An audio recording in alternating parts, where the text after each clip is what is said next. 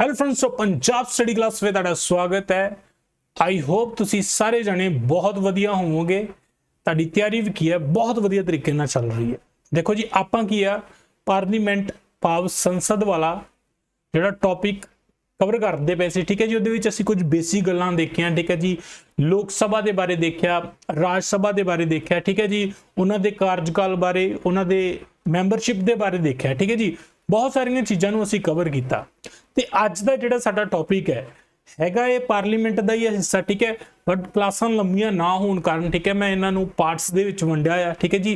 हिस्सों के विच वंड के आपां डिस्कस करते पे, ठीक है जी। सो अज असीं की करना, देखो जी आपां नूं पता संसद है, उहदे दो सदन है, ठीक है जी। जां कह लो कि दो हाउस है, लोक सभा ते राज सभा, ठीक है जी। लोक सभा ते राज सभा, ठीक है जी। हुण तुहानूं पता कि जदों अपनी सैशन लगदा है जां लोक सभा दे विच जिहड़े साडे नुमाइंदे जाके बहिंदे है ना, ते उन्हां दे की एक प्रिजाइडिंग ऑफिसर जां जिन्हों कहंदे कि प्रधानगी अफसर है ना, ठीक है। देखो जे तुसीं देखो ये लोक सभा की पिक्चर है, ठीक है। तो ये देखो कि साडे की है स्पीकर साहब बैठे हुए हैं, ठीक है जी। तो अज की असीं दोवां हाउसेस, ठीक है, दोवें सदन लोक सभा ते राज सभा, ठीक है जी, जिहड़े इन्हां दे प्रधानगी अफसर प्रिजाइडिंग ऑफिसर जिहड़े की है इनू हैड करते हैं, ठीक है, सारी सभा नू चलाउंदे हैं, उन्हां दे बारे पढ़ना है।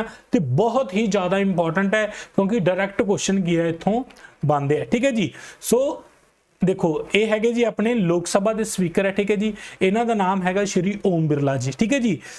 तो ये पिक्चर मैं तां लगाई तां जो थोड़ी जी तुहानूं तुसीं चीज़ां नूं विजुअलाइज कर सको, चीज़ां नूं रिलेट कर सको, ठीक है जी। तो आपां क्लास नूं शुरू करते हैं। शुरू करने तो पहले देखो क्लास नूं वध तों वध शेयर कर दो बच्चों के नाल। जिहड़े बच्चे नवे हो चैनल नूं सबसक्राइब कर लो क्योंकि तुहानूं बहुत क्वालिटी कंटेंट जिहड़ा आपां प्रोवाइड करना है, ठीक है जी। बिल्कुल थ्योरी तो आपां चीज़ां कवर कीतियां, थ्योरी दे नाल चीज़ां कवर कीतियां आ, ठीक है। बिल्कुल बेसिक तो चीज़ां कवर कीतियां। बाकी भी क्लासां जिहड़ियां तुसीं जरूर अटेंड करो, चाहे वो मैथ है तुहाडी, चाहे वो रीजनिंग है। बड़े अच्छे तरीके दे नाल आपां की है चीज़ां नूं कवर कीता, ठीक है जी। सो हुण एक्टिव होकर बैठ जाओ। तो आपां की है हुण अज वाला चैप्टर, ठीक है जी, बहुत इंटरस्टिंग है, बहुत कुछ नवां तुहानूं सीखण नूं मिलेगा, ठीक है जी।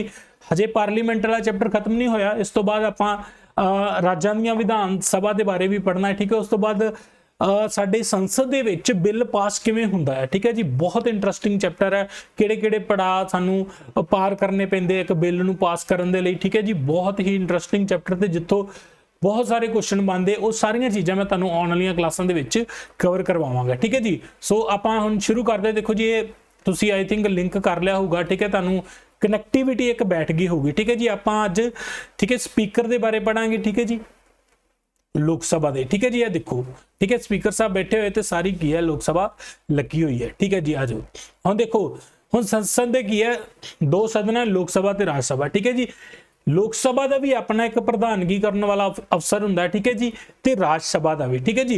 लोक सभा दे विच की है, देखो नाम वखरे वखरे यूज हुंदे आ। लोक सभा दे विच असीं उहनूं स्पीकर कह दिंदे आ, ते एक स्पीकर तो थल्ले होर हुंदा उहनूं असीं की है डिप्टी स्पीकर कह दिंदे, ठीक है जी। उस तो बाद जे राज सभा की गल करां मैं, सो राज सभा दे लई उहनूं की है चेयरमैन कह दिंदे आ। देखो रोल ते भूमिका जिहड़ी निभाउंदे ओ इक्को जी पर नाम बदले हुए, ठीक है जी।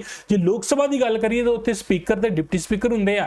जे राज सभा की गल करिए उत्थे चेयरमैन ते वाइस चेयरमैन होंगे, ठीक है जी। इस तो इलावा, ठीक है, एक देखो अपना स्पीकर हो गया जी, फिर की अपना डिप्टी स्पीकर हो गया, ठीक है जी। डिप्टी स्पीकर तो बाद भी की है एक 10 चेयरपर्सन का पैनल होंदा है जो की है बाकी सारा काम देखते हैं। जदों की है स्पीकर ते जां अपना डिप्टी स्पीकर की है हाउस दे विच गैर हाजिर हुंदे आ, तो एक होर पैनल बनता है, उहदे बारे भी असीं थोड़ा देखांगे। बस इन्ना याद रखो कि एक होर 10 चेयरपर्सन का पैनल होंदा है जो कि है इन्हां दी गैर हाजिरी दे विच की है लोक सभा का काम सामभदे। उस तरह राज सभा दे विच भी की है वाइस चेयरपर्सन का की है एक पैनल होंदा जिहदे विच 10 के करीब की है मैंबर होंदे आ, ते ओह की है अपना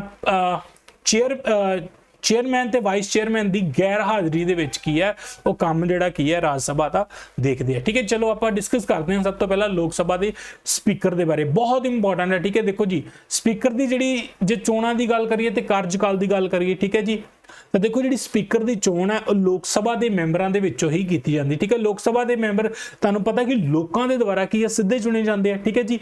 ਚੋਣਾਂ ਹੁੰਦੀਆਂ, ਲੋਕ ਵੋਟਾਂ ਪਾਉਂਦੇ ਆ ਤੇ ਲੋਕ ਸਭਾ ਦੇ ਵਿੱਚ ਕੀ ਹੈ ਜਿਹੜੇ ਸਾਡੇ MP ਮੈਂਬਰ ਆਫ ਪਾਰਲੀਮੈਂਟ ਕੀ ਹੈ ਚੁਣ ਕੇ ਆਉਂਦੇ, ਤੇ ਜਿਹੜਾ ਸਪੀਕਰ ਹੁੰਦਾ ਹੈ, ਠੀਕ ਹੈ ਜੀ, ਜਿਵੇਂ ਬੈਠੇ ਹੋਏ ਹੈ, ਠੀਕ ਹੈ ਜੀ, ਓਮ ਬਿਰਲਾ ਜੀ, ਸ਼੍ਰੀ ਓਮ ਬਿਰਲਾ ਜੀ ਬੈਠੇ ਹੋਏ ਨੇ, ਠੀਕ ਹੈ ਜੀ, ਤੇ ਇਹਨਾਂ ਨੂੰ ਕੀ ਹੈ ਲੋਕ ਸਭਾ ਦੇ ਹੀ ਮੈਂਬਰ ਹੈ ਤੇ ਇਹਨਾਂ ਨੂੰ ਕੀ ਹੈ ਲੋਕ ਸਭਾ ਦੇ ਮੈਂਬਰਾਂ ਦੇ ਵਿੱਚੋਂ ਹੀ ਕੀ ਹੈ ਚੁਣਿਆ ਜਾਂਦਾ ਹੈ, ਠੀਕ ਹੈ ਜੀ। ਤਾਂ ਸਪੀਕਰ ਦੀ ਜਿਹੜੀ ਚੋਣ ਦੀ ਮਿਤੀ ਹੁੰਦੀ ਹੈ, ਠੀਕ ਹੈ, ਉਹ ਰਾਸ਼ਟਰਪਤੀ ਦੇ ਦੁਆਰਾ ਨਿਰਧਾਰਿਤ ਕੀਤੀ ਜਾਂਦੀ ਹੈ, ਠੀਕ ਹੈ ਜੀ। ਤੇ ਜੇਕਰ ਇਹਦੀ ਕਾਰਜਕਾਲ ਦੀ ਗੱਲ ਕਰੀਏ, ਆਪਾਂ ਨੂੰ ਪਤਾ ਕਿ ਲੋਕ ਸਭਾ ਦਾ ਕਾਰਜਕਾਲ ਕੀ ਹੈ 5 ਸਾਲ ਦਾ ਹੀ ਹੈ, ਠੀਕ ਹੈ। ਤਾਂ ਜਿਹੜਾ ਸਪੀਕਰ ਚੁਣਿਆ ਜਾਂਦਾ ਆ ਉਹ ਵੀ 5 ਸਾਲ ਕੀ ਹੈ ਲੋਕ ਸਭਾ ਦੇ ਵਿੱਚ ਸਪੀਕਰ ਦੇ ਵਜੋਂ ਕੀ ਹੈ ਭੂਮਿਕਾ ਨਿਭਾਉਂਦਾ ਹੈ, ਠੀਕ ਹੈ ਜੀ। ਪਰ ਜੇ ਗੱਲ ਕਰੀਏ 3 ਹਾਲਾਤਾਂ ਦੇ ਵਿੱਚ ਉਹਨੂੰ ਦਫ਼ਤਰ ਕੀ ਹੈ 5 ਸਾਲਾਂ ਤੋਂ ਪਹਿਲਾਂ ਵੀ ਖਾਲੀ ਕਰਨਾ ਪੈ ਸਕਦਾ, ਠੀਕ ਹੈ ਜੀ। ਕਿਵੇਂ? ਜੇਕਰ ਉਹ ਲੋਕ ਸਭਾ ਦਾ ਮੈਂਬਰ ਨਹੀਂ ਰਹਿੰਦਾ, ਠੀਕ ਹੈ, ਕੋਈ ਵੀ ਕਾਰਨ ਕਰਕੇ ਉਹ ਜੇ ਲੋਕ ਸਭਾ ਦੇ ਮੈਂਬਰ ਵਜੋਂ ਡਿਸਕੁਆਲੀਫਾਈ ਹੋ ਜਾਂਦਾ ਆ ਤਾਂ ਉਹਨੂੰ ਸਪੀਕਰ ਦਾ ਅਹੁਦਾ ਵੀ ਛੱਡਣਾ ਪੈਂਦਾ, ਠੀਕ ਹੈ ਜੀ। ਜੇ ਡਿਪਟੀ ਸਪੀਕਰ ਨੂੰ ਅਸਤੀਫਾ ਲਿਖ ਕੇ ਦੇ ਦੇਵੇ, ਠੀਕ ਹੈ ਜੀ, ਉਸ ਤੋਂ ਬਾਅਦ ਜੇਕਰ ਕੋਈ ਅਜਿਹਾ ਉਹ ਕੰਮ ਕਰਦਾ ਤੇ ਉਹਨੂੰ 14 ਦਿਨਾਂ ਦਾ ਨੋਟਿਸ ਦੇ ਕੇ ਲੋਕ ਸਭਾ ਦੇ ਵਿੱਚ ਇੱਕ ਮਤਾ ਪਾਸ ਕਰਕੇ ਹਟਾਇਆ ਵੀ ਜਾ ਸਕਦਾ ਹੈ, ਠੀਕ ਹੈ ਜੀ। ਇਹ ਦੇਖੋ ਬੇਸਿਕ ਗੱਲਾਂ ਹੁਣ ਤੁਸੀਂ ਲਿੰਕ ਕਰ ਪਾ ਰਹੇ ਹੋਵੋਗੇ, ਠੀਕ ਹੈ ਜੀ। ਚਾਹੇ ਅਸੀਂ ਰਾਸ਼ਟਰਪਤੀ ਦੇ ਬਾਰੇ ਪੜ੍ਹਿਆ, ਚਾਹੇ ਉਪ ਰਾਸ਼ਟਰਪਤੀ ਦੇ ਬਾਰੇ ਪੜ੍ਹਿਆ, ਚਾਹੇ ਪ੍ਰਧਾਨ ਮੰਤਰੀ ਦੇ ਬਾਰੇ, ਮੁੱਖ ਮੰਤਰੀ, ਰਾਜਪਾਲ ਦੇ ਬਾਰੇ ਪੜ੍ਹਿਆ, ਠੀਕ ਹੈ ਜੀ। ਕੁਝ ਚੀਜ਼ਾਂ ਕਾਮਨ ਹੈ ਨਾ, ਠੀਕ ਹੈ ਜੀ। ਅਸਤੀਫਾ ਦੇ ਦਿੰਦੇ ਆ ਜਾਂ ਉਹਨਾਂ ਨੂੰ 14 ਦਿਨਾਂ ਦਾ ਨੋਟਿਸ ਦੇ ਕੇ ਲੋਕ ਸਭਾ ਰਾਜ ਸਭਾ ਦੇ ਵਿੱਚ ਮਤਾ ਪਾਸ ਕਰਕੇ ਕੀ ਆ ਉਹਨਾਂ ਨੂੰ ਹਟਾਇਆ ਜਾ ਸਕਦਾ, ਠੀਕ ਹੈ ਜੀ। ਹੁਣ ਇੱਕ ਚੀਜ਼ ਦੇਖੋ, ਜਦੋਂ ਸਾਡੀ ਲੋਕ ਸਭਾ ਲੱਗਦੀ ਹੈ ਹਨਾ, ਤਾਂ ਉਦੋਂ ਕੀ ਹੈ ਇਹਦੀ ਪ੍ਰਧਾਨਗੀ ਕੀ ਹੈ ਸਪੀਕਰ ਸਾਹਿਬ ਕਰਦੇ ਆ, ਠੀਕ ਹੈ ਜੀ। ਮੰਨ ਲਓ ਕਿ ਇਹਨਾਂ ਨੂੰ ਹਟਾਉਣ ਦੇ ਲਈ ਜਿਹੜਾ ਮਤਾ ਜੇ ਪਾਸ ਕਰਨਾ ਆ, ਠੀਕ ਹੈ, ਦੇਖੋ ਵੋਟਾਂ ਤਾਂ ਸਾਰਿਆਂ ਨੇ ਪਾਉਣੀਆਂ, ਤੇ ਜੇਕਰ ਸਪੀਕਰ ਨੂੰ ਹੀ ਹਟਾਉਣ ਦੇ ਲਈ ਮਤਾ ਪਾਸ ਹੋਵੇ ਤਾਂ ਉਸ ਸਮੇਂ ਸਪੀਕਰ ਕੀ ਹੈ ਜਿਹੜੀ ਉਹ ਪ੍ਰਧਾਨਗੀ ਨਹੀਂ ਕਰਦਾ, ਕਿਉਂਕਿ ਇਹਨਾਂ ਨੂੰ ਤਾਂ ਹਟਾਉਣ ਦੇ ਲਈ ਮਤਾ ਪਾਸ ਹੋ ਰਿਹਾ ਤੇ ਇਹ ਥੋੜਾ ਹੈਡ ਕਰਨਗੇ, ਕਿਉਂਕਿ ਇਹ ਥੋੜਾ ਫਿਰ ਚਲਾਉਣਗੇ, ਠੀਕ ਹੈ ਜੀ। ਸੋ ਇਸ ਚੀਜ਼ ਨੂੰ ਤੁਸੀਂ ਕੀ ਹੈ ਯਾਦ ਰੱਖਣਾ ਹੈ, ਠੀਕ ਹੈ ਜੀ। ਚਲੋ ਅੱਗੇ ਵਧਦੇ ਹਾਂ, ਠੀਕ ਹੈ ਜੀ। ਦੇਖੋ ਉਹ ਉਦੋਂ ਕੀ ਹੈ ਜਦੋਂ ਇਹਨਾਂ ਨੂੰ ਹਟਾਉਣ ਦੇ ਲਈ ਮਤਾ ਜਿਹੜਾ ਪਾਸ ਕਰਨਾ ਹੁੰਦਾ ਉਦੋਂ ਇਹ ਪ੍ਰਧਾਨਗੀ ਤਾਂ ਨਹੀਂ ਕਰਦੇ, ਪਰ ਇਹ ਨਾਰਮਲ ਪ੍ਰਕਿਰਿਆ ਦੇ ਵਿੱਚ ਆਪਣਾ ਸਭਾ ਦੇ ਵਿੱਚ ਬੈਠ ਸਕਦੇ ਆ ਤੇ ਆਪਣਾ ਪੱਖ ਵੀ ਕੀ ਹੈ ਰੱਖ ਸਕਦੇ, ਠੀਕ ਹੈ ਜੀ। ਚਲੋ ਉਸ ਤੋਂ ਬਾਅਦ ਜੇ ਗੱਲ ਕਰੀਏ, ਬਹੁਤ ਇੰਪੋਰਟੈਂਟ ਹੈ ਇਹਨਾਂ ਦੀ ਜਿਹੜੀ ਭੂਮਿਕਾ ਕੀ ਹੈ, ਸ਼ਕਤੀਆਂ ਕੀ ਹੈ ਤੇ ਇਹਨਾਂ ਦਾ ਕੰਮ ਕੀ ਹੈ। ਦੇਖੋ ਇਹਨਾਂ ਦੀ ਭੂਮਿਕਾ, ਰੋਲ, ਪਾਵਰਸ ਐਂਡ ਫੰਕਸ਼ਨਸ, ਠੀਕ ਹੈ ਜੀ। ਦੇਖੋ ਇਹ ਕੀ ਹੈ ਲੋਕ ਸਭਾ ਦਾ ਕੀ ਹੈ ਮੁਖੀਆ ਹੁੰਦਾ, ਦੇਖੋ ਸਾਰਾ ਕੁਝ ਇਹਨਾਂ ਨੇ ਕੰਟਰੋਲ ਕਰਨਾ ਹੁੰਦਾ। ਜੇਕਰ ਕਿਸੇ ਮੈਂਬਰ ਨੂੰ ਬੋਲਣ ਦੇ ਲਈ ਟਾਈਮ ਦੇਣਾ ਹੈ ਤਾਂ ਉਹ ਕੀ ਹੈ ਸਪੀਕਰ ਦੇ ਦੁਆਰਾ ਹੀ ਦਿੱਤਾ ਜਾਂਦਾ ਹੈ। ਜੇ ਸਾਰੇ ਹਾਊਸ ਨੂੰ ਕੰਟਰੋਲ ਕਰਨਾ ਹੈ, ਠੀਕ ਹੈ, ਕਿਸੇ ਤਰ੍ਹਾਂ ਦਾ ਵੀ ਫੈਸਲਾ ਹਾਊਸ ਦੇ ਸੰਬੰਧਿਤ, ਸਭਾ ਦੇ ਸੰਬੰਧਿਤ ਲੈਣਾ ਆ, ਲੋਕ ਸਭਾ ਦੇ ਸੰਬੰਧਿਤ ਕੋਈ ਵੀ ਫੈਸਲਾ ਲੈਣਾ ਤਾਂ ਉਹ ਸਪੀਕਰ ਸਾਹਿਬ ਲੈਣਗੇ, ਠੀਕ ਹੈ ਜੀ। ਮੁੱਖ ਬੁਲਾਰਾ ਹੁੰਦਾ ਆ, ਠੀਕ ਹੈ ਜੀ, ਜੋ ਵੀ ਇਹ ਕਹਿੰਦੇ ਉਸ ਤਰੀਕੇ ਦੇ ਨਾਲ ਹੀ ਸਾਰੇ ਹਾਊਸ ਦੀ ਜੋ ਕੀ ਹੈ ਕੰਟਰੋਲ ਦੇ ਵਿੱਚ ਰਹਿੰਦਾ ਹੈ, ਠੀਕ ਹੈ ਜੀ। ਬਾਕੀ ਦੇਖੋ ਸੰਸਦ ਦੇ ਸਾਰੇ ਮਾਮਲਿਆਂ ਪ੍ਰਤੀ ਜਿਹੜਾ ਫੈਸਲਾ ਇਹਨਾਂ ਦਾ ਹੀ ਅੰਤਿਮ ਹੁੰਦਾ। ਕੋਈ ਵੀ ਦੇਖੋ ਰੂਲਸ ਹੈ, ਰੈਗੂਲੇਸ਼ਨ ਹੈ, ਠੀਕ ਹੈ, ਉਹਨੂੰ ਦੇਖਣਾ। ਜੇਕਰ ਲੋਕ ਸਭਾ ਦੇ ਵਿੱਚ ਲੋਕ ਸਭਾ ਦੇ ਸੰਬੰਧਿਤ ਸੰਵਿਧਾਨ ਦੇ ਵਿੱਚ ਕੋਈ ਗੱਲ ਲਿਖੀ ਹੈ, ਠੀਕ ਹੈ, ਜਾਂ ਲੋਕ ਸਭਾ ਨੂੰ ਚਲਾਉਣ ਦੇ ਲਈ ਜੋ ਰੂਲਸ ਐਂਡ ਰੈਗੂਲੇਸ਼ਨਸ ਬਣੇ ਹੋਏ ਆ, ਜਾਂ ਕੁਝ ਕਨਵੈਨਸ਼ਨਸ ਜੋ ਪਿਛਲੇ ਸਮੇਂ ਤੋਂ ਲੋਕ ਸਭਾ ਨੂੰ ਚਲਾਉਣ ਦੇ ਲਈ ਜੋ ਕਨਵੈਨਸ਼ਨਸ, ਜੋ ਰਵਾਇਤੀ ਤੌਰ ਤੇ ਕੁਝ ਰਸਮਾਂ ਜਿਹੜੀਆਂ ਫੋਲੋ ਕੀਤੀਆਂ ਆ ਰਹੀਆਂ, ਉਹਨਾਂ ਨੂੰ ਉਹਦੇ ਸੰਬੰਧਿਤ ਜਿਹੜਾ ਫੈਸਲਾ ਆ, ਅੰਤਿਮ ਫੈਸਲਾ, ਉਹ ਕੀ ਹੈ ਸਪੀਕਰ ਦਾ ਹੀ ਹੋਵੇਗਾ, ਠੀਕ ਹੈ ਜੀ। ਮੈਂ ਇੱਕ ਵਾਰ ਫਿਰ ਦੱਸਦਾ, ਦੇਖੋ ਲੋਕ ਸਭਾ ਨੂੰ ਚਲਾਉਣ ਦੇ ਲਈ ਚਾਹੇ ਕੋਈ ਵੀ ਗੱਲਾਂ ਸੰਵਿਧਾਨ ਦੇ ਵਿੱਚ ਲਿਖੀਆਂ ਹੋਈਆਂ, ਚਾਹੇ ਲੋਕ ਸਭਾ ਦੇ ਰੂਲਸ ਤੇ ਰੈਗੂਲੇਸ਼ਨ ਦੇ ਵਿੱਚ ਗੱਲਾਂ ਲਿਖੀਆਂ, ਤੇ ਚਾਹੇ ਕੁਝ ਉਹ ਜੋ ਪੁਰਾਣੀਆਂ ਕਨਵੈਨਸ਼ਨਸ ਜਿਵੇਂ ਕਿਵੇਂ ਲੋਕ ਸਭਾ ਚਲਾਉਣੀ ਹੈ, ਕੁਝ ਪਿਛਲੇ ਸਮੇਂ ਤੋਂ ਕੁਝ ਰਸਮਾਂ ਚੱਲਦੀਆਂ ਆ ਰਹੀਆਂ, ਉਹਨਾਂ ਦੇ ਸੰਬੰਧਿਤ ਜਿਹੜਾ ਅੰਤਿਮ ਫੈਸਲਾ ਕੀ ਹੈ ਉਹ ਕੀ ਹੈ ਸਪੀਕਰ ਦਾ ਹੋਵੇਗਾ। ਕਹਿਣ ਦਾ ਭਾਵ ਕਿ ਓਵਰਆਲ ਉਹੀ ਹੀ ਕੀ ਹੈ ਸਪੀਕਰ ਹੀ ਕੀ ਹੈ ਸਾਰੀ ਲੋਕ ਸਭਾ ਨੂੰ ਕੀ ਹੈ ਕੰਟਰੋਲ ਕਰਦੇ ਆ, ਠੀਕ ਹੈ ਜੀ। ਹੁਣ ਦੇਖੋ ਇਹਨਾਂ ਦੀਆਂ ਸ਼ਕਤੀਆਂ ਦਾ ਸਰੋਤ ਕੀ ਹੈ, ਜਾਂ ਇਹਨਾਂ ਨੂੰ ਪਾਵਰਸ ਹੈ, ਜਾਂ ਇਹਨਾਂ ਦੇ ਕੰਮ ਹੈ, ਜਾਂ ਇਹਨਾਂ ਦੀਆਂ ਸ਼ਕਤੀਆਂ ਉਹ ਕਿੱਥੋਂ ਇਹਨਾਂ ਨੂੰ ਮਿਲਦੀਆਂ, ਠੀਕ ਹੈ ਜੀ। ਮਤਲਬ ਕਿਹੜੀ ਚੀਜ਼ ਦੇ ਵਿੱਚ ਇਹਨਾਂ ਦੀਆਂ ਪਾਵਰਸ ਲਿਖੀਆਂ, ਦੇਖੋ ਇੱਕ ਤਾਂ ਭਾਰਤ ਦੇ ਸੰਵਿਧਾਨ ਦੇ ਵਿੱਚ ਇਹਦੀਆਂ ਸ਼ਕਤੀਆਂ ਲਿਖੀਆਂ ਵੀ ਸਪੀਕਰ ਕੀ ਹੈ ਇਹ ਕੰਮ ਕਰੂਗਾ, ਠੀਕ ਹੈ ਜੀ।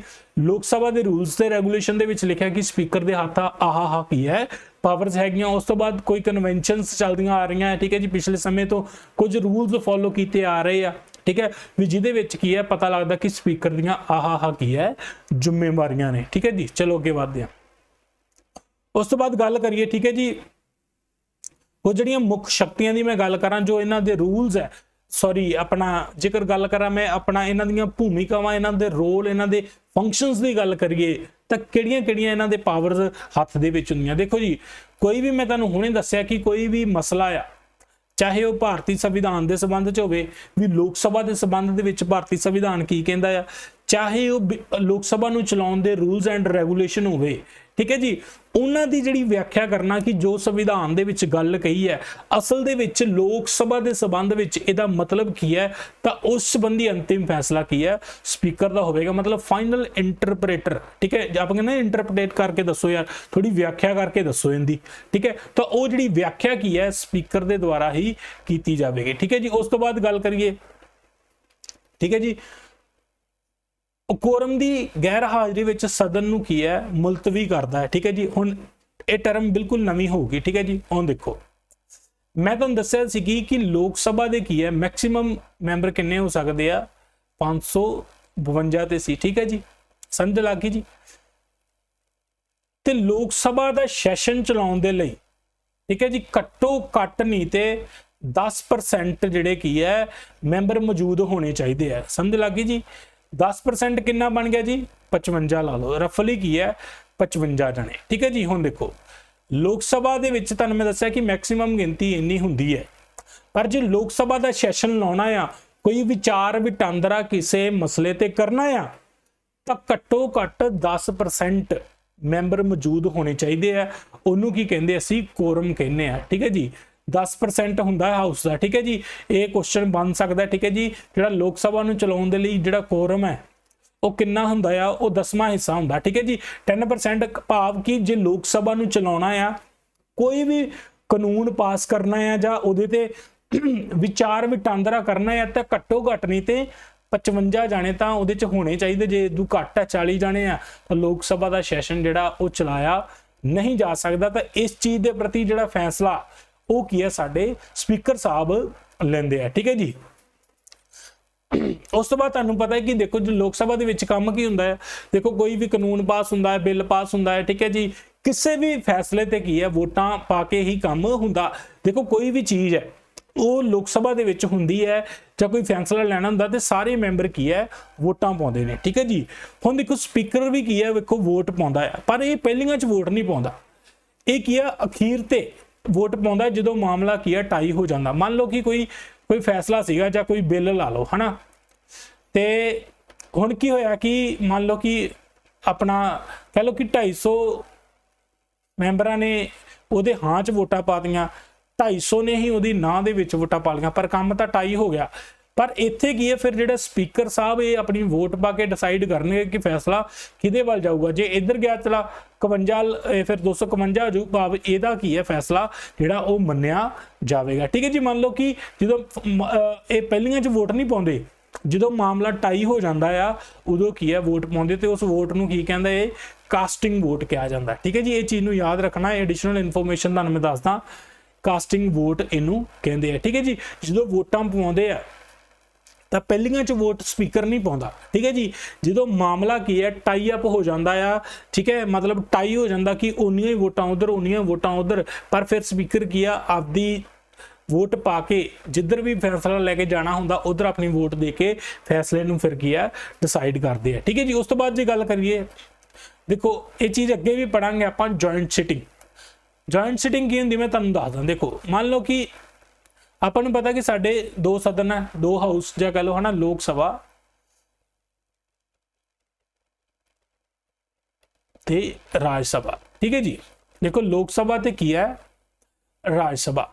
ਹੁਣ ਦੇਖੋ ਕੋਈ ਬਿੱਲ ਜੇ ਲੋਕ ਸਭਾ 'ਚ ਲੈ ਕੇ ਆਂਦਾ ਗਿਆ, ਲੋਕ ਸਭਾ ਨੇ ਪਾਸ ਕਰਤਾ, ਤੇ ਉਹ ਕੀ ਹੈ ਰਾਜ ਸਭਾ ਦੇ ਵਿੱਚ ਭੇਜਿਆ ਜਾਊਗਾ, ਠੀਕ ਹੈ ਜੀ। ਜੇ ਰਾਜ ਸਭਾ ਨੇ ਕੋਈ ਬਿੱਲ ਪਾਸ ਕੀਤਾ ਤੇ ਉਹ ਕੀ ਹੈ ਘੁੰਮ ਕੇ ਫਿਰ ਲੋਕ ਸਭਾ ਦੇ ਵਿੱਚ ਜਾਊਗਾ, ਤੇ ਫਿਰ ਜਾ ਕੇ ਕੀ ਹੈ ਪ੍ਰੈਜ਼ੀਡੈਂਟ ਦੇ ਕੋਲ ਮੋਹਰ ਦੇ ਲਈ ਜਾਊਗਾ। ਇਹ ਪ੍ਰਕਿਰਿਆ ਤੁਹਾਨੂੰ ਪਤਾ ਮੈਂ ਕਈ ਵਾਰੀ ਦੱਸੀ, ਠੀਕ ਹੈ ਜੀ। ਕਈ ਵਾਰੀ ਕੀ ਹੁੰਦਾ, ਮੰਨ ਲਓ ਕਿ ਲੋਕ ਸਭਾ ਨੇ ਪਾਸ ਕੀਤਾ, ਉਹ ਰਾਜ ਸਭਾ ਦੇ ਕੋਲ ਗਿਆ, ਰਾਜ ਸਭਾ ਨੇ ਕੋਈ ਕੀ ਹੈ ਫੈਸਲਾ ਨਹੀਂ ਲਿਆ, ਉਹਦੇ ਤੇ ਉਵੇਂ ਰੱਖ ਦਿੱਤਾ ਹਨਾ 6 ਮਹੀਨਿਆਂ ਤੱਕ। ਜਾਂ ਲੋਕ ਸਭਾ ਰਾਜ ਸਭਾ ਨੇ ਕੀ ਕੀਤਾ ਕਿ ਉਹਦੇ 'ਚ ਕੋਈ ਫੈਸਲੇ ਬਦਲਾਵ ਕੀਤੇ ਉਸ ਬਿੱਲ ਦੇ ਵਿੱਚ, ਤੇ ਲੋਕ ਸਭਾ ਦੇ ਵਿੱਚ ਫਿਰ ਭੇਜਤਾ, ਲੋਕ ਸਭਾ ਨੂੰ ਉਹ ਮਨਜ਼ੂਰ ਨਹੀਂ ਆਏ, ਤਾਂ ਇਹਨਾਂ ਦੇ ਵਿੱਚ ਕੀ ਹੈ ਇੱਕ ਹਿਸਾਬ ਦਾ ਡੈਡਲੌਕ ਬਣ ਜਾਂਦਾ। ਡੈਡਲੌਕ ਬਣ ਜਾਂਦਾ ਭਾਵ ਕੀ ਹੈ ਇਹਨਾਂ ਦੇ ਵਿੱਚ ਜਿਹੜੀ ਕੀ ਆ ਤੜਫੜ ਚੱਲ ਪੈਂਦੀ ਕਿ ਉਹ ਬਿੱਲ ਦੇ ਸੰਬੰਧਿਤ ਹਨਾ, ਵੀ ਲੋਕ ਸਭਾ ਕਹਿੰਦੀ ਨਹੀਂ ਇਦਾਂ ਹੀ ਅਸੀਂ ਪਾਸ ਕਰਨਾ, ਰਾਜ ਸਭਾ ਕਹਿੰਦੀ ਕਿ ਨਹੀਂ ਇਹਦੇ ਵਿੱਚ ਕੁਝ ਸੋਧਾਂ ਕੀਤੀਆਂ ਜਾਣ, ਠੀਕ ਹੈ। ਤਾਂ ਜਦੋਂ ਕੀ ਹੈ ਰਾਜ ਸਭਾ ਜਾਂ ਲੋਕ ਸਭਾ ਇਹਨਾਂ ਤੇ ਆਪਣਾ ਪੂਰਾ ਵਿਚਾਰ ਵਟਾਂਦਰਾ मतलब प्रॉपरली नहीं हो पाता, ठीक है, डेडलॉक क्रिएट हो जाता भी दोवें हाउस कहते भी नहीं इदां नहीं गल बननी, तो फिर की हुंदा राष्ट्रपति की करते इन्हों इकट्ठियां नूं बुला लेंदे, हाँ भी दसो भी तुहानूं की समस्या है ना। दोने हाउस फिर इकट्ठे हो जाते हैं, लोक सभा भी ते राज सभा भी, ठीक है जी। दोनों हाउस नूं इकट्ठे पाया जाता भी, ठीक है भी हुण तुसीं डिसाइड करो भी तुहानूं की समस्या आ ते इकट्ठे बह के की अपने बिल नूं पास करो। तो इनू की है जॉइंट सिटिंग कहंदे आ। ते जॉइंट सिटिंग किहड़े आर्टिकल तहत बुलाई जाती है 108। ये बहुत इंपॉर्टेंट है, क्वेश्चन सीधा बनता कि जिहड़ी जॉइंट सिटिंग है वो आर्टिकल 108 के तहत की है बुलाई जाती है। बुलाई किहदे द्वारा जाती है? राष्ट्रपति के द्वारा की है बुलाई जाती है, ठीक है। ये राष्ट्रपति फैसला लऊगा कि हुण जॉइंट सिटिंग बुला लई जावे, ठीक है जी। पर देखो हुण देखो वैसे तो लोक सभा का जिहड़ा की है हैड वो स्पीकर है, ठीक है जी। राज सभा का भी एक जिहड़ा हैड करने वाला वो की है चेयरमैन है, नाम चेंज है बस, ठीक है, चेयरमैन है। पर हुण जदों दोवें इकट्ठे होणगे ते दोवां चों हैड कौन करूगा? तो दोवां दे विचों हैड की है स्पीकर की है जॉइंट सिटिंग की प्रधानगी करेगा। तो ये बहुत इंपॉर्टेंट है, क्वेश्चन सीधा बनता कई बार कि जॉइंट सिटिंग की जिहड़ी प्रधानगी है जां हैड कौन कहूगा, तो वह की है लोक सभा का स्पीकर ही करूगा। देखो हैगे उहदे च राज सभा के मैंबर भी बैठे पर चेयरमैन की प्रधानगी नहीं करता, ठीक है जी। लोक सभा का स्पीकर की प्रधानगी करता है, ठीक है जी। इस चीज़ नूं तुसीं याद रखना, बहुत इंपॉर्टेंट क्वेश्चन है। उस तो बाद गल करिए, देखो जी सदन के नेता की बेनती ते गुप्त बैठक भी बुला सकता है स्पीकर, ठीक है जी। सदन का नेता कौन हुंदा? जो हैड हुंदा, ठीक है जी। जिवें लोक सभा दे विच कि साडे प्रधानमंत्री साहब, ठीक है जी, वो हैड होणगे। तो जेकर प्रधानमंत्री साहब स्पीकर नूं कहण भी आपां एक गुप्त बैठक बुलाउणी है, ठीक है जी। गुप्त बैठक मतलब जिहदे विच कोई भी बाहरला बंदा शामिल नहीं होऊगा, क्योंकि बहुत सारे गवर्नमेंट के अजिहे काम हुंदे जो कि बहुत ही सीक्रेट तरीके दे नाल कीते जांदे, तां एक सीक्रेट मीटिंग भी बुलाई जा सकती है, ठीक है जी। उस तो बाद एक ना बिल पास हुंदा है मनी बिल, ठीक है जी। इहदे बारे में ना डिटेल दे विच तुहानूं पढ़ावांगा जदों आपां सारे बिल, मैं इस तो बाद जिहड़ी अपनी क्लास आऊगी ना उहदे च मैं सारे बिल दसांगा भी किवें पास हुंदे, सधारण बिल किवें पास हुंदा आ, ठीक है जी, संविधानिक बिल किवें पास हुंदा आ ते मनी बिल किवें पास हुंदा है, ठीक है जी। बहुत इंपॉर्टेंट ते सीधे सीधे सीधे क्वेश्चन इतों बनते हैं, ठीक है जी। हुण देखो जो मनी बिल की है लोक सभा दे विच लैके आंदा जांदा, ठीक है जी। पर एक चीज़ हुंदी है कि वो ये देखना कि भाई भी वो मनी बिल है जां नहीं, ठीक है जी। क्योंकि बिल नूं असीं किवें फर्क कर सकते हैं भी ये सधारण बिल है जां ये की है मनी बिल है, ठीक है जी। तां ये चीज़ डिसाइड करनी कि जिहड़ा बिल लोक सभा दे विच लैके आंदा आ वो मनी बिल है जां नहीं, ठीक है जी। ये कौन डिसाइड करता है? तो ये की है साडे स्पीकर साहब ही डिसाइड करते हैं भी ये बिल मनी बिल है जां नहीं। तो इस चीज़ प्रति उन्हों का जिहड़ा फैसला की है अंतिम हुंदा। ते क्वेश्चन आई थिंक पूछा भी गया है कि कौन डिसाइड करता है कि मनी बिल है कि नहीं, ठीक है। तो स्पीकर तुहाडा आंसर होगा, ठीक है जी। जिहड़ियां गल्लां ते मैं पूरा जोर पाउंदा ना सीधे क्वेश्चन उत्तों बनने हैं, ठीक है जी। उस तो बाद फिर मैं तुहानूं दल बदल के कानून बारे समझा रहा सी उस दिन भी, ठीक है जी। दल बदल का कानून की हुंदा कि मान लो कि कोई बंदा किसी पार्टी वालों चुनिया गया, ठीक है जी, वो दूजी पार्टी दे विच मान लो कि वो चुनिया गया बीजेपी वालों उदाहरण के तौर पर, वो शामिल फिर की है कांग्रेस दे विच होण नूं फिरे, तो वो की है दल बदल करदा आ। तो उस आधार ते की है ये जिहड़ा मैंबर है उन्होंने की डिसकुआलीफाई किया जाऊगा। तो उस डिसकुआलीफाई करने के संबंध में फैसला किहदा होवेगा? साडे स्पीकर का फैसला होगा, ठीक है जी। उस तो बाद की देखो लोक सभा दे विच बहुत सारिया ना पार्लीमेंटरी कमेटियां बनदियां, संसदी कमेटियां हुंदियां। मान लो कि बहुत सारे मुद्दे की है डिस्कस करने हुंदे आ, ठीक है जी। बहुत सारे मुद्दे की है डिस्कस करने हुंदे ते उन्हां लई की आ कमेटियां बिठाईयां जांदियां, ठीक है जी। कमेटियां बिठाईयां जांदियां ते कमेटियां दे जिहड़े चेयरमैन हुंदे आ, जस्ट 1 सेकंड,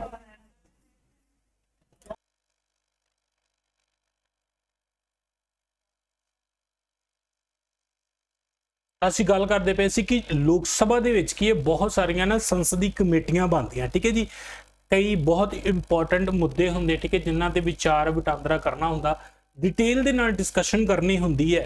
ते वो कमेटियां दे जिहड़े चेयरमैन हुंदे आ वो भी की है स्पीकर दे द्वारा की है नियुक्त किए जाते, ठीक है जी। पर इन्हां दे विचों 3 कमेटियां अजिहियां हैं, ठीक है जी। Business advisory committee, rules committee, ठीक है जी, ते जनरल परपस कमेटी, ठीक है जी।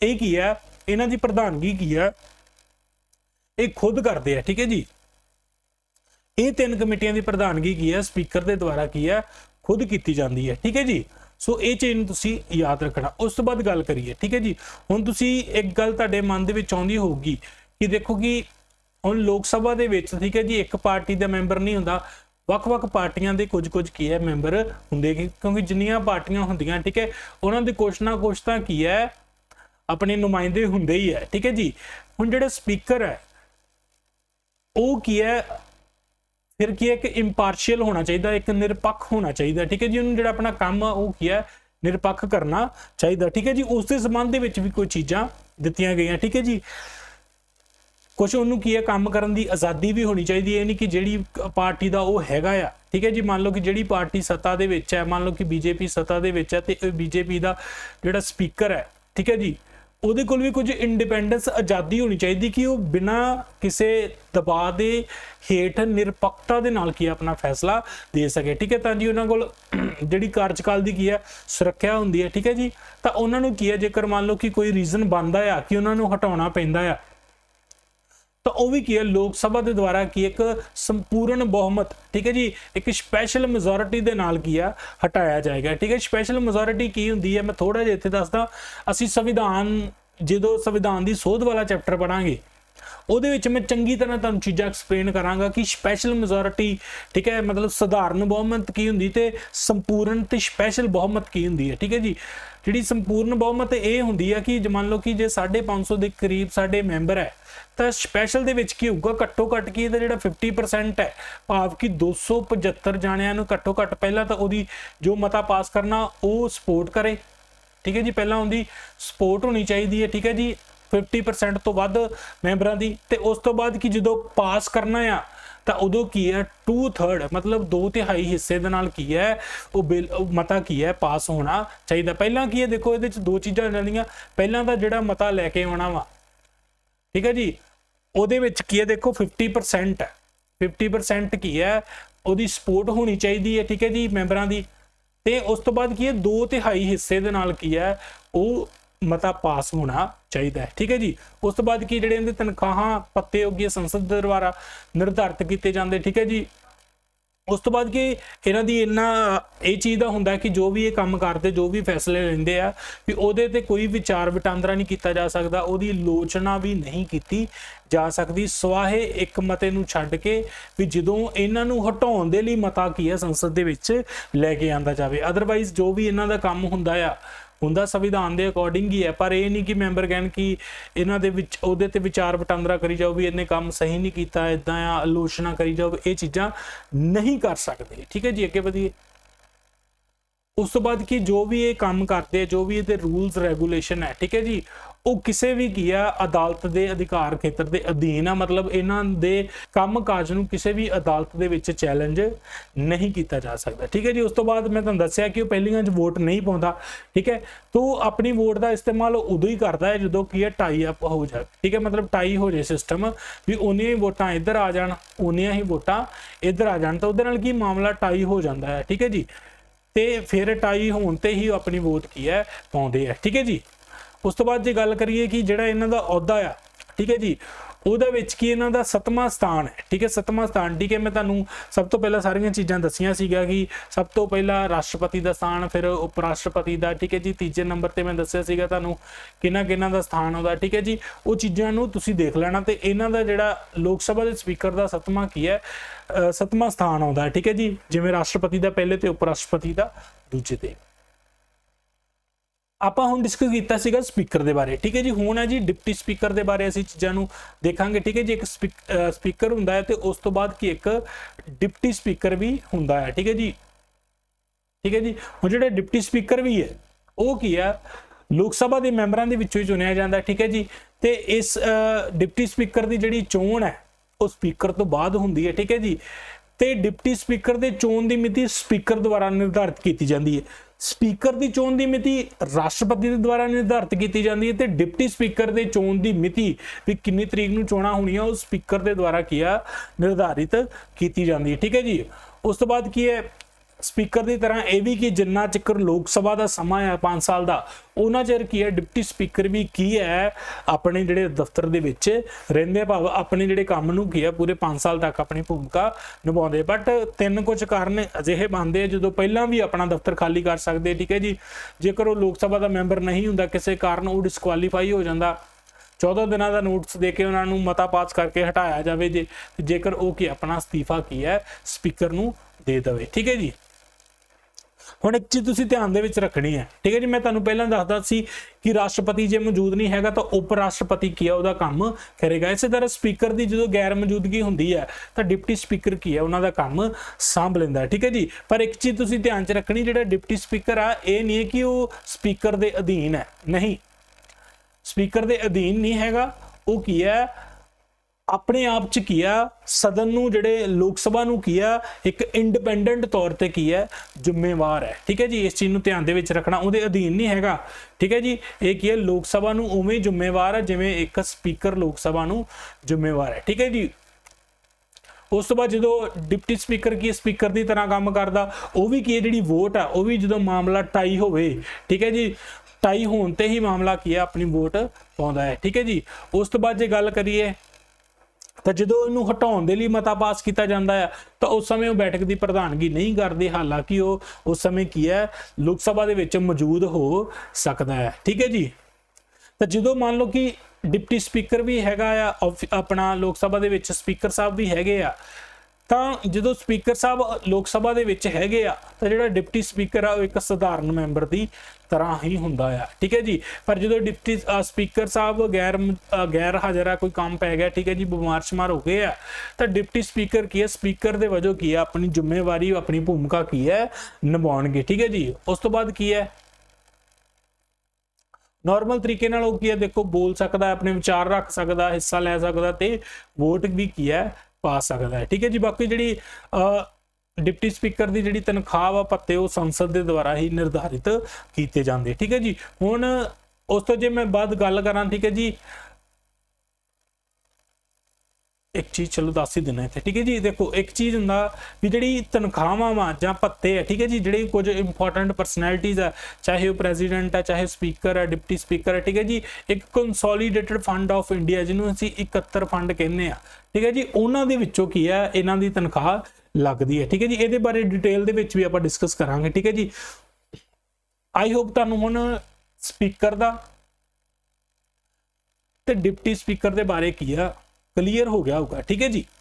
ਹੁਣ ਦੇਖੋ 10ਵੀਂ ਲੋਕ ਸਭਾ ਤੱਕ ਮਤਲਬ ਹੁਣ ਆਜ਼ਾਦੀ ਤੋਂ ਬਾਅਦ, ਠੀਕ ਹੈ ਜੀ, 5 ਸਾਲ ਦੀ ਲੋਕ ਸਭਾ ਚੱਲਦੀ ਆ ਰਹੀ, ਠੀਕ ਹੈ ਜੀ, ਹਨਾ, 5 ਸਾਲ ਬਾਅਦ ਲੋਕ ਸਭਾ ਕੀ ਆ ਲੱਗਦੀ ਆ ਰਹੀ, ਠੀਕ ਹੈ ਜੀ। ਹੁਣ ਕਿੰਨਵੀਂ ਲੋਕ ਸਭਾ ਆ ਇਸ ਟਾਈਮ ਆਪਣੀ, ਕਿੰਨਵੀਂ ਲੋਕ ਸਭਾ ਆ ਕਮੈਂਟ ਬਾਕਸ ਦੇ ਵਿੱਚ ਦੱਸੋ ਕਿ ਹੁਣ ਕਿੰਨਵੀਂ ਲੋਕ ਸਭਾ ਚੱਲ ਰਹੀ ਹੈ, ਠੀਕ ਹੈ ਜੀ। ਆਜ਼ਾਦੀ ਤੋਂ ਬਾਅਦ ਕੀ ਹੈ ਪਹਿਲੀ ਲੋਕ ਸਭਾ ਦੀਆਂ ਚੋਣਾਂ, ਠੀਕ ਹੈ ਜੀ, 51 ਦੇ ਵਿੱਚ ਹੋਈਆਂ, ਉਸ ਤੋਂ ਬਾਅਦ 5 ਸਾਲ ਬਾਅਦ ਇਲੈਕਸ਼ਨ ਹੁੰਦੇ ਰਹੇ, ਠੀਕ ਹੈ ਜੀ। ਤਾਂ ਹੁਣ ਦੱਸੋ ਵੀ ਕਿੰਨਵੀਂ ਲੋਕ ਸਭਾ ਜਿਹੜੀ ਹੈਗੀ ਹੈ, ਠੀਕ ਹੈ ਜੀ, ਇਹ ਸਰਚ ਕਰਕੇ ਤੁਸੀਂ ਯਾਦ ਰੱਖਣਾ, ਠੀਕ ਹੈ ਜੀ।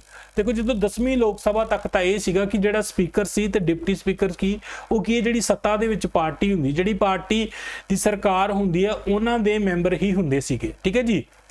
10ਵੀਂ ਲੋਕ ਸਭਾ ਤੱਕ ਕੀ ਸੀ ਜਿਹੜਾ ਸਪੀਕਰ ਤੇ ਡਿਪਟੀ ਸਪੀਕਰ ਜਿਹੜੀ ਪਾਰਟੀ ਪਾਵਰ ਦੇ ਵਿੱਚ ਹੈ, ਮੰਨ ਲਓ ਕਿ ਹੁਣ ਜਿਵੇਂ ਬੀਜੇਪੀ ਪਾਵਰ ਦੇ ਵਿੱਚ ਹੈ ਤੇ ਜੇ ਸਪੀਕਰ ਤੇ ਡਿਪਟੀ ਸਪੀਕਰ ਦੋਵੇਂ ਹੀ ਕੀ ਹੈ ਸੱਤਾਧਾਰੀ ਪਾਰਟੀ ਦੀ ਹੋਵੇ, ਠੀਕ ਹੈ ਜੀ।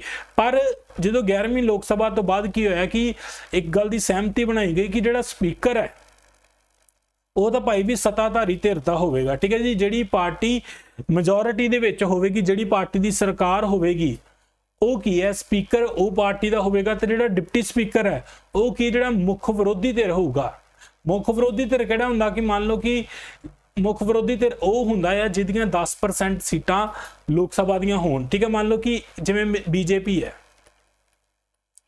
ਬੀਜੇਪੀ ਦੀਆਂ ਮੰਨ ਲਓ ਕਿ 550 ਦੇ ਵਿੱਚੋਂ ਕੀ ਹੈ 300 ਸੀਟਾਂ ਹੈਗੀਆਂ, ਠੀਕ ਹੈ। ਤਾਂ ਕਲੀਅਰ ਜੀ ਗੱਲ ਆ ਕਿ ਇਹਨਾਂ ਕੋਲ ਜ਼ਿਆਦੀਆਂ ਸੀਟਾਂ ਆ ਤੇ ਇਹ ਕੀ ਆਪਣੀ ਸਰਕਾਰ ਬਣਾਉਣਗੇ, ਠੀਕ ਹੈ ਜੀ। ਉਸ ਤੋਂ ਬਾਅਦ ਜੇ ਗੱਲ ਹੈ ਮੈਂ ਉਦਾਹਰਨ ਦੇ ਤੌਰ ਤੇ ਗੱਲ ਕਰਾਂ, ਜੇ ਕਾਂਗਰਸ ਕੋਲ ਕੀ ਹੈ ਆਪਣਾ ਕਹਿ ਲਓ ਕਿ 100 ਦੇ ਕਰੀਬ ਸੀਟਾਂ ਆ, ਠੀਕ ਹੈ, ਤਾਂ ਦੂਜੀਆਂ ਸੀਟਾਂ ਸਭ ਤੋਂ ਜ਼ਿਆਦੀਆਂ ਕਿਹਦੇ ਕੋਲ ਕਾਂਗਰਸ, ਤੇ ਕਾਂਗਰਸ ਕੀ ਹੈ ਵਿਰੋਧੀ ਧਿਰ ਹੋਵੇਗਾ, ਮਤਲਬ ਵਿਰੋਧੀ ਧਿਰ ਹੋਵੇਗਾ, ਸਮਝ ਗਏ ਕਿ ਆਪੋਜੀਸ਼ਨ ਪਾਰਟੀ ਹੈ, ठीक है जी। पर घट्टो घट ओपोजिशन पार्टी बनने के लिए 10% सीटां चाहिए, मतलब 55 सीटां 550 का 10वां हिस्सा की है, 55% सीटां चाहिए ही चाहिए आ जेकर कोई विरोधी पार्टी जिहड़ा की है बनना चाहता है, ठीक है जी। तो 11वीं सभा लोक सभा तो बाद ये सहमति बनी कि जिहड़ा स्पीकर होगा वो तो सत्ताधारी है ना पार्टी का होगा, तो जिहड़ा डिप्टी स्पीकर की है वो की है विरोधी धिर चों होवेगा, ठीक है जी। ये चीज़ तुसीं क्लीयर रखनी है। नॉर्मल गल्लां की है मैं तुहानूं दसना चाहुंदा सी, ठीक है। हुण जी थोड़ी इहदी हिस्टरी दे विच जाइए कि जिहड़ा लोक स्पीकर ते डिप्टी स्पीकर दे जिहड़े ऑफिस है जां ये वाले अहुदे आ इन्हां दी शुरुआत कदों होई, ठीक है जी। इन्हां दी शुरुआत 1921 वेले हुई अंग्रेजां दे वेले, ठीक है जी। मॉन्टग्यू चैलफॉर्म रिफॉर्म्स आईयां सीगा 1919 दे विच, उहदे तहत की है इन्हां दी शुरुआत हुई सी। देखो क्वेश्चन बन सकदा है, मॉडर्न हिस्टरी दा क्वेश्चन है वैसे तां, पर चलो वैसे तुहानूं नॉलेज होनी चाहिए। पर उस समय की है देखो डिप्टी स्पीकर नूं ते स्पीकर ते डिप्टी स्पीकर नूं की है राष्ट्रपति कहा जाता सी ते डिप्टी स्पीकर नूं उप राष्ट्रपति कह के बुलाया जाता सी, मतलब उदों ए वाले नामकरण हुंदे सी। तां जिहड़े ए वाला जिहड़ा नाम सीगा भी मतलब स्पीकर नूं राष्ट्रपति कहंदे सी ते डिप्टी स्पीकर नूं उप राष्ट्रपति कहंदे सी, तां ए वाला नामकरण की है 1947 तक उवें ही चलदा रहा, ठीक है जी।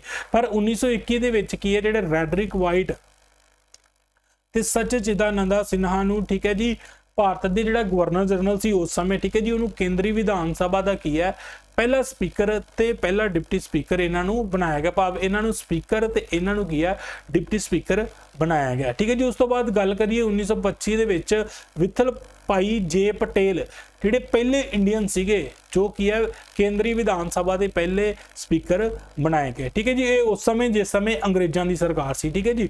उस तो बाद 1935 दे विच एक कानून लैके आंदा, उन्होंने की कीता, कहंदे कि कानून दे विच यह गया कि जिहड़ा राष्ट्रपति तुसीं नाम रखिया आ लोक सभा के जिहड़े चेयरपर्सन का, ठीक है जी, उप राष्ट्रपति उन्होंने की है हुण स्पीकर ते डिप्टी स्पीकर कहना चाहिए। पर 1947 तक वही पुराना नाम ही चलता है, ठीक है जी। पर उस तो बाद की आज़ादी तो बाद की गल करिए तो जीवी मलंकर बहुत इंपॉर्टेंट, ठीक है। जीवी मलंकर नूं की है पहला स्पीकर बनाया गया, ठीक है जी। ते अनंत सैनम अयानगर, ठीक है जी, इन्हों की है पहले डिप्टी स्पीकर बनाया गया। तो एक चीज तुसीं याद रखनी है, जीवी मलंकर ने की है देखो 1946 तो लैके 56 तक घट्टो घट्ट 10 साल की है स्पीकर की भूमिका बनाई निभाई, ठीक है जी। तो जीवी मलंकर नूं की है ये लिख लो, मैं इत्थे लिखिया नहीं हैगा, नोट कर लो कापियां ते, फादर ऑफ लोक सभा, फादर ऑफ लोक सभा, ठीक है जी। जे सवाल बने कि लोक सभा के फादर लोक सभा के पिता किन्नू कहा जाता, तो जीवी मलंकर की है तुहाडा आंसर होवेगा, ठीक है जी। जीवी मलंकर नूं की है लोक सभा का पिता भी कहा जाता। तो ये जिहड़ा नाम किहने दिता सी, तो साडे पंडित जवाहर लाल नेहरू जी जो पहले साडे प्रधानमंत्री सन उन्होंने की है इन्हों दिता सीगा नाम। तो ये याद रखना कि फादर ऑफ लोक सभा किन्नू कहा जाता, जीवी मलंकर नूं की है फादर ऑफ लोक सभा कहा जाता। देखो ये थोड़ी हिस्टरी सीगे, तुहानूं दसना जरूरी समझा मैं, पर जो इंपॉर्टेंट क्वेश्चन है तुसीं याद जरूर कर लेना, ठीक है जी। उस तो बाद ठीक है मैं तुहानूं दस्सिया सीगा कि स्पीकर ते डिप्टी स्पीकर तो बाद भी की है जिहड़ा एक पैनल बनता है, ठीक है जी, जिन्हों की गिनती 10 तो वध नहीं हुंदी, ठीक है जी। मान लो कि जे स्पीकर भी हाउस नहीं हैगा, ठीक है जी, डिप्टी स्पीकर भी नहीं हैगा, तो उस समय की है इन्हां 10 दे विचों कोई बंदा की है लोक सभा की की है प्रधानगी करनगे, ठीक है जी। पर एक चीज तुसीं इत्थे याद रखनी है, वो की है जदों गैर हाज़री, जदों गैर हाज़र मतलब भी किते थोड़ा बहुता काम पै गया, बीमार शमार हो गए, ठीक है जी, इधर उधर काम पै गया, तो उन्होंने आपां गैर हाज़र कह दिंदे आ।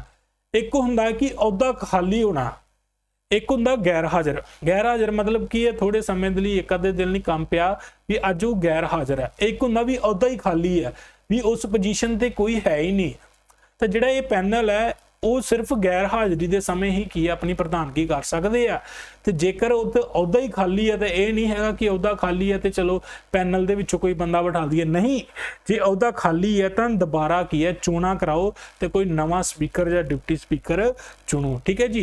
ये चीज़ तुसीं ध्यान रखनी है कि सिर्फ वो गैर हाज़री के समय ही प्रधानगी कर सकता पैनल, ये नहीं है कि अहुदा खाली होने ते नहीं वो प्रधानगी कर सकते, ठीक है जी। उस तो बाद एक होर तरह का स्पीकर होंदा जिन्होंने स्पीकर प्रोटम कहते हैं, ठीक है जी, बहुत इंपॉर्टेंट है। देखो मान लो कि लोक सभा दीयां चोणां होईयां, लोक सभा दीयां चोणां होईयां ਤੇ ਪਹਿਲੀ ਮੀਟਿੰਗ ਹੋਈ ਹੈ, ਠੀਕ ਹੈ। ਹੁਣ ਲੋਕ ਸਭਾ ਚੁਣੀ ਗਈ ਹੈ, ਪਹਿਲੀ ਮੀਟਿੰਗ ਆਈ ਹੈ, ਤੇ ਦੇਖੋ ਜਿਹੜਾ ਸਪੀਕਰ ਹੈ ਉਹ ਲੋਕ ਸਭਾ ਦੇ ਵਿੱਚੋਂ ਹੀ ਚੁਣਿਆ ਜਾਣਾ, ਪਰ ਉਹ ਲੋਕ ਸਭਾ ਦੀ ਪਹਿਲੀ ਮੀਟਿੰਗ ਹੈ, ਫਸਟ ਮੀਟਿੰਗ ਹੈ, ਤੇ ਹਜੇ ਕਿਹੜਾ ਕੋਈ ਸਪੀਕਰ ਚੁਣਿਆ। ਤਾਂ ਉਸ ਸਮੇਂ ਕੀ ਹੈ, ਰਾਸ਼ਟਰਪਤੀ ਦੇ ਵੱਲੋਂ ਕੀ ਹੈ, ਇੱਕ ਬੰਦਾ ਜਿਹੜਾ ਮੈਂਬਰ ਹੁੰਦਾ ਆ, ਸੀਨੀਅਰ ਮੋਸਟ ਕੋਈ ਮੈਂਬਰ, ਠੀਕ ਹੈ, ਮਤਲਬ ਸਭ ਤੋਂ ਵੱਧ ਉਮਰ ਦਾ ਜਿਹੜਾ ਸੀਨੀਅਰ ਸਮਝਦਾਰ ਬੰਦੇ ਨੂੰ ਕੀ ਹੈ, ਪ੍ਰੋਟਮ ਸਪੀਕਰ ਦੇ ਵਜੋਂ ਨਿਯੁਕਤ ਕੀਤਾ ਜਾਂਦਾ। ਵੀ ਥੋੜੀ ਆਰਜੀ ਸਮੇਂ ਦੇ ਲਈ, ਥੋੜੇ ਸਮੇਂ ਲਈ ਪ੍ਰੋਟਮ ਸਪੀਕਰ ਦੇ ਵਜੋਂ ਨਿਯੁਕਤ ਕੀਤਾ ਜਾਂਦਾ ਆ, ਉਹਨੂੰ ਰਾਸ਼ਟਰਪਤੀ ਨਿਯੁਕਤ ਕਰਦਾ ਆ, ਤੇ ਰਾਸ਼ਟਰਪਤੀ ਉਹਨੂੰ ਸਹੁੰ ਚੁਕਾਉਂਦਾ ਆ। ਤੇ ਅਸਲ ਦੇ ਵਿੱਚ ਪ੍ਰੋਟਮ ਸਪੀਕਰ ਦਾ ਜਿਹੜਾ ਮਕਸਦ ਇਹ ਹੁੰਦਾ ਕਿ ਜਿੰਨੇ ਵੀ ਸਾਰੇ ਹੁਣ ਨਵੇਂ ਮੈਂਬਰ ਚੁਣ ਕੇ ਆਏ ਆ, ਉਹਨਾਂ ਨੂੰ ਕੀ ਆ, ਉਹ ਸਹੁੰ ਚੁਕਾ ਸਕੇ।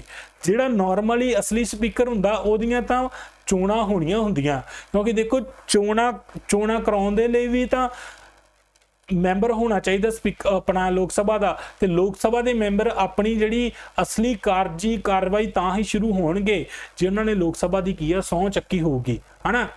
ਤਾਂ ਕੀ ਹੁੰਦਾ, ਰਾਸ਼ਟਰਪਤੀ ਕੀ ਇੱਕ ਸੀਨੀਅਰ ਮੋਸਟ ਆਪਣੇ ਪਰਸਨ ਨੂੰ ਲੈਂਦੇ, ਲੋਕ ਸਭਾ ਦੇ ਮੈਂਬਰ ਨੂੰ ਲੈਂਦੇ, ਤੇ ਉਹਨੂੰ ਪ੍ਰੋਟਮ ਸਪੀਕਰ ਦੇ ਵਜੋਂ ਨਿਯੁਕਤ ਕਰਦੇ, ਉਹਦੀ ਵੀ ਸਹੁੰ ਚੁਕਾ ਕੇ ਸਾਰੇ ਮੈਂਬਰਾਂ ਦੀ ਸਹੁੰ ਚੁਕਾ ਲੈਂਦੇ, ਤੇ ਉਸ ਤੋਂ ਬਾਅਦ ਕੀ ਹੈ, ਜਿਹੜਾ ਅਸਲੀ ਸਪੀਕਰ ਚੁਣਿਆ ਉਹਦੀਆਂ ਕੀ ਆ, ਚੋਣਾਂ ਹੁੰਦੀਆਂ, ਠੀਕ ਹੈ ਜੀ। ਆਈ ਹੋਪ ਤੁਹਾਨੂੰ ਇਹ ਚੀਜ਼ ਕਲੀਅਰ। ਪ੍ਰੋਟਮ ਸਪੀਕਰ ਦਾ ਪੁੱਛਿਆ ਜਾ ਸਕਦਾ ਕਿ ਪ੍ਰੋਟਮ ਸਪੀਕਰ ਕਿਹਦੇ ਦੁਆਰਾ ਨਿਯੁਕਤ ਕੀਤਾ ਜਾਂਦਾ, ਰਾਸ਼ਟਰਪਤੀ ਦੁਆਰਾ, ਠੀਕ ਹੈ ਜੀ। ਤੇ ਇਹਦਾ ਮਕਸਦ ਕੀ ਹੁੰਦਾ ਕਿ ਜਿਹੜੇ ਨਵੇਂ ਚੁਣੇ ਮੈਂਬਰ ਆ ਉਹਨਾਂ ਨੂੰ ਸਿਰਫ ਸਹੁੰ ਚੁਕਾਉਣ ਦਾ ਹੀ ਮਕਸਦ ਹੁੰਦਾ। ਉਸ ਤੋਂ ਬਾਅਦ ਜਦੋਂ ਸਹੁੰ ਚੱਕ ਲੈਂਦੇ ਆ, ਠੀਕ ਹੈ, ਸਾਰੇ ਮੈਂਬਰਾਂ ਕੋਲ ਪਾਵਰ ਆ ਜਾਂਦੀ ਕਿ ਉਹ ਪਾਰਲੀਮੈਂਟ ਦੇ ਸੰਸਦ ਦੇ ਸੰਬੰਧਿਤ ਕੀ ਆ, ਆਪਣੀਆਂ ਹੁਣ ਪਾਵਰਸ ਨੂੰ ਇਸਤੇਮਾਲ ਕਰ ਸਕਦੇ, ਵੀ ਭਾਵ ਚੋਣਾਂ ਕੀ ਆ, ਹੁਣ ਉਹ ਆਪਣਾ ਵੋਟਾਂ ਪਾ ਸਕਦੇ ਆ, ਸਪੀਕਰ ਨੂੰ ਚੁਣ ਸਕਦੇ ਆ, ਰਾਸ਼ਟਰਪਤੀ ਨੂੰ ਚੁਣ ਸਕਦੇ, ਠੀਕ ਹੈ ਜੀ। ਤੇ ਜਦੋਂ ਨਵਾਂ ਸਪੀਕਰ ਆਉਂਦਾ ਹੈ ਤੇ ਪ੍ਰੋਟਮ ਸਪੀਕਰ ਦਾ ਜਿਹੜਾ ਦਫ਼ਤਰ ਉਹ ਖਤਮ ਹੋ ਜਾਂਦਾ, ਠੀਕ ਹੈ ਜੀ। ਹੁਣ ਇਹ ਸੀਗਾ ਸਾਰੀ ਗੱਲ ਸਪੀਕਰ ਦੀ, ਲੋਕ ਸਭਾ ਦੇ ਸਪੀਕਰ ਦੀ ਗੱਲ ਕੀਤੀ ਅਸੀਂ, ਲੋਕ ਸਭਾ ਦੇ, ਠੀਕ ਹੈ ਜੀ, ਲੋਕ ਸਭਾ ਦਾ ਸਪੀਕਰ, ਠੀਕ ਹੈ ਜੀ। ਹੁਣ ਅਸੀਂ ਗੱਲ ਕਰਾਂਗੇ ਰਾਜ ਸਭਾ ਦੇ ਵਿੱਚ ਕੌਣ ਪ੍ਰਧਾਨਗੀ ਕਰਦਾ। ਦੇਖੋ ਜੀ, ਹੁਣ ਮੈਂ ਤੁਹਾਨੂੰ ਪੜ੍ਹਾਇਆ ਸੀਗਾ ਕਿ ਆਪਣੇ ਰਾਸ਼ਟਰਪਤੀ ਦੇ ਬਾਰੇ ਪੜ੍ਹਾਇਆ ਜੀ, ਠੀਕ ਹੈ ਜੀ। ਉਸ ਤੋਂ ਬਾਅਦ ਮੈਂ ਪੜ੍ਹਾਇਆ ਤੁਹਾਨੂੰ ਜੀ ਉਪ ਰਾਸ਼ਟਰਪਤੀ ਦੇ ਬਾਰੇ, ਉਪ ਰਾਸ਼ਟਰਪਤੀ ਦੇ ਬਾਰੇ, ਠੀਕ ਹੈ ਜੀ, ਸਮਝ ਗਏ। ਦੇਖੋ ਹੁਣ ਦੇਖੋ ਜੀ, ਰਾਜ ਸਭਾ ਦੀ ਪ੍ਰਧਾਨਗੀ ਕਰਨ ਦੇ ਲਈ ਵੀ ਇਹਦੇ ਚ ਵੀ ਅਫਸਰ ਹੁੰਦਾ, ਤੇ ਪਰ ਉੱਥੇ ਲੋਕ ਸਭਾ ਚ ਉਹਨੂੰ ਸਪੀਕਰ ਕਹਿੰਦੇ, ਤੇ ਰਾਜ ਸਭਾ ਦੇ ਵਿੱਚ ਉਹਨੂੰ ਉਸ ਪੋਜੀਸ਼ਨ ਨੂੰ ਕੀ ਹੈ, ਚੇਅਰਮੈਨ ਕਹਿੰਦੇ ਆ। ਹੁਣ ਜਿਹੜਾ ਆਪਣਾ ਰਾਜ ਸਭਾ ਦਾ ਜਿਹੜਾ ਚੇਅਰਮੈਨ ਕੌਣ ਹੁੰਦਾ, ਸਾਡਾ ਉਪ ਰਾਸ਼ਟਰਪਤੀ ਰਾਜ ਸਭਾ ਦਾ ਚੇਅਰਮੈਨ ਹੁੰਦਾ ਹੈ, ਠੀਕ ਹੈ ਜੀ। ਕਿਉਂਕਿ ਜਿਹੜਾ ਵੀ ਬੰਦਾ ਭਾਰਤ ਦਾ ਉਪ ਰਾਸ਼ਟਰਪਤੀ ਬਣਦਾ ਆ, ਤੇ ਉਹ ਰਾਜ ਸਭਾ ਦਾ ਕੀ ਹੈ, ਚੇਅਰਮੈਨ ਹੋਊਗਾ। ਇਹ ਗੱਲ ਤੁਸੀਂ ਯਾਦ ਰੱਖਣੀ, ਬਹੁਤ ਇੰਪੋਰਟੈਂਟ ਹੈ, ਠੀਕ ਹੈ ਜੀ। Vice president of India as ex officio chairman of Rajya Sabha, ਭਾਵ ਕੀ ਹੈ, ਉਪ ਰਾਸ਼ਟਰਪਤੀ ਹੋਣ ਦੇ ਨਾਤੇ ਉਹਦੇ ਕੋਲ ਇਹ ਅਹੁਦਾ ਹੁੰਦਾ ਹੈ ਕਿ ਉਹ ਰਾਜ ਸਭਾ ਦਾ ਚੇਅਰਮੈਨ ਬਣੇ, ਠੀਕ ਹੈ ਜੀ। ਇਹਦੇ ਚ ਕੋਈ ਇਹ ਨਹੀਂ ਹੁੰਦਾ ਕਿ ਕੋਈ ਮੈਂਬਰ ਹੈ ਜਿਹੜਾ ਕੀ ਹੈ ਰਾਜ ਸਭਾ ਦਾ ਚੁਣਿਆ ਜਾਊਗਾ, ਨਹੀਂ, ਜਿਹੜਾ ਉਪ ਰਾਸ਼ਟਰਪਤੀ ਦੇ ਵਜੋਂ ਚੁਣਿਆ ਜਾਂਦਾ ਉਹ ਕੀ ਹੈ, ਰਾਜ ਸਭਾ ਦਾ ਚੇਅਰਮੈਨ ਹੁੰਦਾ ਹੈ, ਠੀਕ ਹੈ ਜੀ। ਬਾਕੀ ਜਿਹੜਾ ਸਪੀਕਰ ਹੈ ਲੋਕ ਸਭਾ ਦਾ, ਉਹ ਤਾਂ ਉਹਨਾਂ ਦੇ ਵਿੱਚੋਂ ਹੀ ਚੁਣਿਆ ਜਾਂਦਾ, ਠੀਕ ਹੈ ਜੀ। ਤਾਂ ਜਦੋਂ ਇਹ ਕੀ ਹੈ, ਦੇਖੋ ਆਪਣਾ ਰਾਸ਼ਟਰਪਤੀ ਦੇ ਵਜੋਂ ਭੂਮਿਕਾ ਨਿਭਾਉਂਦਾ, ਮੈਂ ਤੁਹਾਨੂੰ ਦੱਸਿਆ ਕਿ ਉਪ ਰਾਸ਼ਟਰਪਤੀ ਕੀ ਹੈ, ਕਈ ਵਾਰ ਰਾਸ਼ਟਰਪਤੀ ਦੇ ਵਜੋਂ ਵੀ ਕੰਮ ਕਰਦਾ ਹੈ, ਤਾਂ ਉਸ ਸਮੇਂ ਕੀ ਹੈ, ਉਹ ਚੇਅਰਮੈਨ ਦੇ ਵਜੋਂ ਭੂਮਿਕਾ ਨਹੀਂ ਨਿਭਾਉਂਦਾ, ਤਾਂ ਉਸ ਸਮੇਂ ਜਿਹੜਾ ਕੋਈ ਵਾਈਸ ਚੇਅਰਮੈਨ ਹੁੰਦਾ ਆ, ਠੀਕ ਹੈ ਜੀ, ਉਹ ਕੀ ਹੈ, ਫਿਰ ਰਾਜ ਸਭਾ ਦੇ ਚੇਅਰਮੈਨ ਦੇ ਵਜੋਂ ਭੂਮਿਕਾ ਨਿਭਾਉਂਦਾ, ਠੀਕ ਹੈ ਜੀ। ਦੇਖੋ ਇਹਨੂੰ ਰਾਜ ਸਭਾ ਦੇ ਚੇਅਰਮੈਨ ਦੇ ਵਜੋਂ ਉਦੋਂ ਹੀ ਹਟਾਇਆ ਜਾ ਸਕਦਾ ਆ ਜਦੋਂ ਉਹਨੂੰ ਉਪ ਰਾਸ਼ਟਰਪਤੀ ਦੇ ਅਹੁਦੇ ਤੋਂ ਹਟਾਇਆ ਜਾ ਸਕਦਾ। ਮੰਨ ਲਓ ਕਿ ਜੇਕਰ ਉਪ ਰਾਸ਼ਟਰਪਤੀ ਨੂੰ ਇਹਦੇ ਅਹੁਦੇ ਤੋਂ ਹਟਾਇਆ ਜਾਂਦਾ ਹੈ, ਉਪ ਰਾਸ਼ਟਰਪਤੀ ਦੇ ਅਹੁਦੇ ਤੋਂ ਹਟਾਇਆ ਜਾਂਦਾ ਹੈ, ਤਾਂ ਆਟੋਮੈਟਿਕਲੀ ਕੀ ਆ, ਉਹਨੂੰ ਰਾਜ ਸਭਾ ਦੇ ਚੇਅਰਮੈਨ ਦੇ ਅਹੁਦੇ ਤੋਂ ਵੀ ਹਟਾਇਆ ਜਾਵੇਗਾ, ਠੀਕ ਹੈ ਜੀ। ਹੁਣ ਦੇਖੋ ਜਿਹੜਾ ਰਾਜ ਸਭਾ ਦਾ ਚੇਅਰਮੈਨ ਹੈ, ਠੀਕ ਹੈ ਜੀ, ਇਹਦੀਆਂ ਜਿਹੜੀਆਂ ਭੂਮਿਕਾਵਾਂ ਉਹ ਸਪੀਕਰ ਦੇ ਵਾਂਗ ਹੀ ਹੁੰਦੀਆਂ, ਜਿਵੇਂ ਮੈਂ ਲੋਕ ਸਭਾ ਦੇ ਸਪੀਕਰ ਦੇ ਬਾਰੇ ਤੁਹਾਨੂੰ ਪੜ੍ਹਾਇਆ, ਠੀਕ ਹੈ ਜੀ। ਸੇਮ ਉਹੀ ਰੋਲ ਇਹਦੇ ਹੁੰਦੇ ਆ, ਪਰ ਕੁਝ ਇੱਥੇ ਫਰਕ ਵੀ ਹੁੰਦਾ ਹੈ। ਫਰਕ ਇਹ ਹੁੰਦਾ ਹੈ, ਦੇਖੋ ਫਰਕ ਇਹ ਹੁੰਦਾ ਕਿ ਦੇਖੋ ਲੋਕ ਸਭਾ ਦੇ ਸਪੀਕਰ ਹੀ ਫੈਸਲਾ ਕਰਦਾ ਹੈ ਕਿ ਇਹ ਬਿੱਲ ਵਿੱਤੀ ਬਿੱਲ ਭਾਵ ਮਨੀ ਬਿੱਲ ਹੈ ਜਾਂ ਨਹੀਂ, ਠੀਕ ਹੈ ਜੀ, ਮਨੀ ਬਿੱਲ ਹੈ ਜਾਂ ਨਹੀਂ, ਠੀਕ ਹੈ ਜੀ, ਠੀਕ ਹੈ ਜੀ। ਇਹ ਪਾਵਰ ਸਿਰਫ ਕੀ ਹੈ, ਲੋਕ ਸਭਾ ਦੇ ਸਪੀਕਰ ਕੋਲ ਹੀ ਹੈ। ਕਈ ਵਾਰੀ ਕੁਐਸਚਨ ਬਣਦਾ ਹੈ ਕਿ ਕਿਹਦੇ ਕੋਲ ਇਹ ਫੈਸਲਾ ਹੁੰਦਾ ਕਿ ਡਿਸਾਈਡ ਕਰਦਾ ਮਨੀ ਬਿੱਲ ਹੈ ਕਿ ਨਹੀਂ, ਠੀਕ ਹੈ ਜੀ। ਦੂਜੀ ਗੱਲ ਇਹ ਦੱਸੀ ਕਿ ਜਦੋਂ ਜੁਆਇੰਟ ਸਿਟਿੰਗ ਹੁੰਦੀ ਹੈ, ਭਾਵ ਲੋਕ ਸਭਾ ਤੇ ਰਾਜ ਸਭਾ ਕੀ ਹੈ, ਇਕੱਠੇ ਬਹਿੰਦੇ ਆ, ਠੀਕ ਹੈ ਜੀ, ਜੁਆਇੰਟ ਸਿਟਿੰਗ ਭਾਵ ਸਾਂਝੀ ਬੈਠਕ ਹੁੰਦੀ ਹੈ, ਤਾਂ ਉਸ ਸਮੇਂ ਪ੍ਰਧਾਨਗੀ ਕੌਣ ਕਰਦਾ? ਲੋਕ ਸਭਾ ਦਾ ਸਪੀਕਰ ਹੀ ਪ੍ਰਧਾਨਗੀ ਕਰਦਾ ਆ, ਰਾਜ ਸਭਾ ਦਾ ਚੇਅਰਮੈਨ ਉਹਦੀ ਪ੍ਰਧਾਨਗੀ ਨਹੀਂ ਕਰਦਾ, ਠੀਕ ਹੈ ਜੀ। ਇਹ ਚੀਜ਼ਾਂ ਤੁਸੀਂ ਯਾਦ ਰੱਖਣੀਆਂ। ਦੇਖੋ ਜਦੋਂ ਹੋਰ ਤੁਸੀਂ ਅੱਗੇ ਪੜ੍ਹਦੇ ਜਾਓਗੇ ਨਾ, ਮਨੀ ਬਿੱਲ ਬਾਰੇ ਪੜ੍ਹੋਗੇ ਤੁਸੀਂ, ਠੀਕ ਹੈ, ਤਾਂ ਚੀਜ਼ਾਂ ਤੁਹਾਨੂੰ ਹੋਰ ਕਲੈਰਿਟੀ ਹੋਣਗੀਆਂ, ਠੀਕ ਹੈ ਜੀ।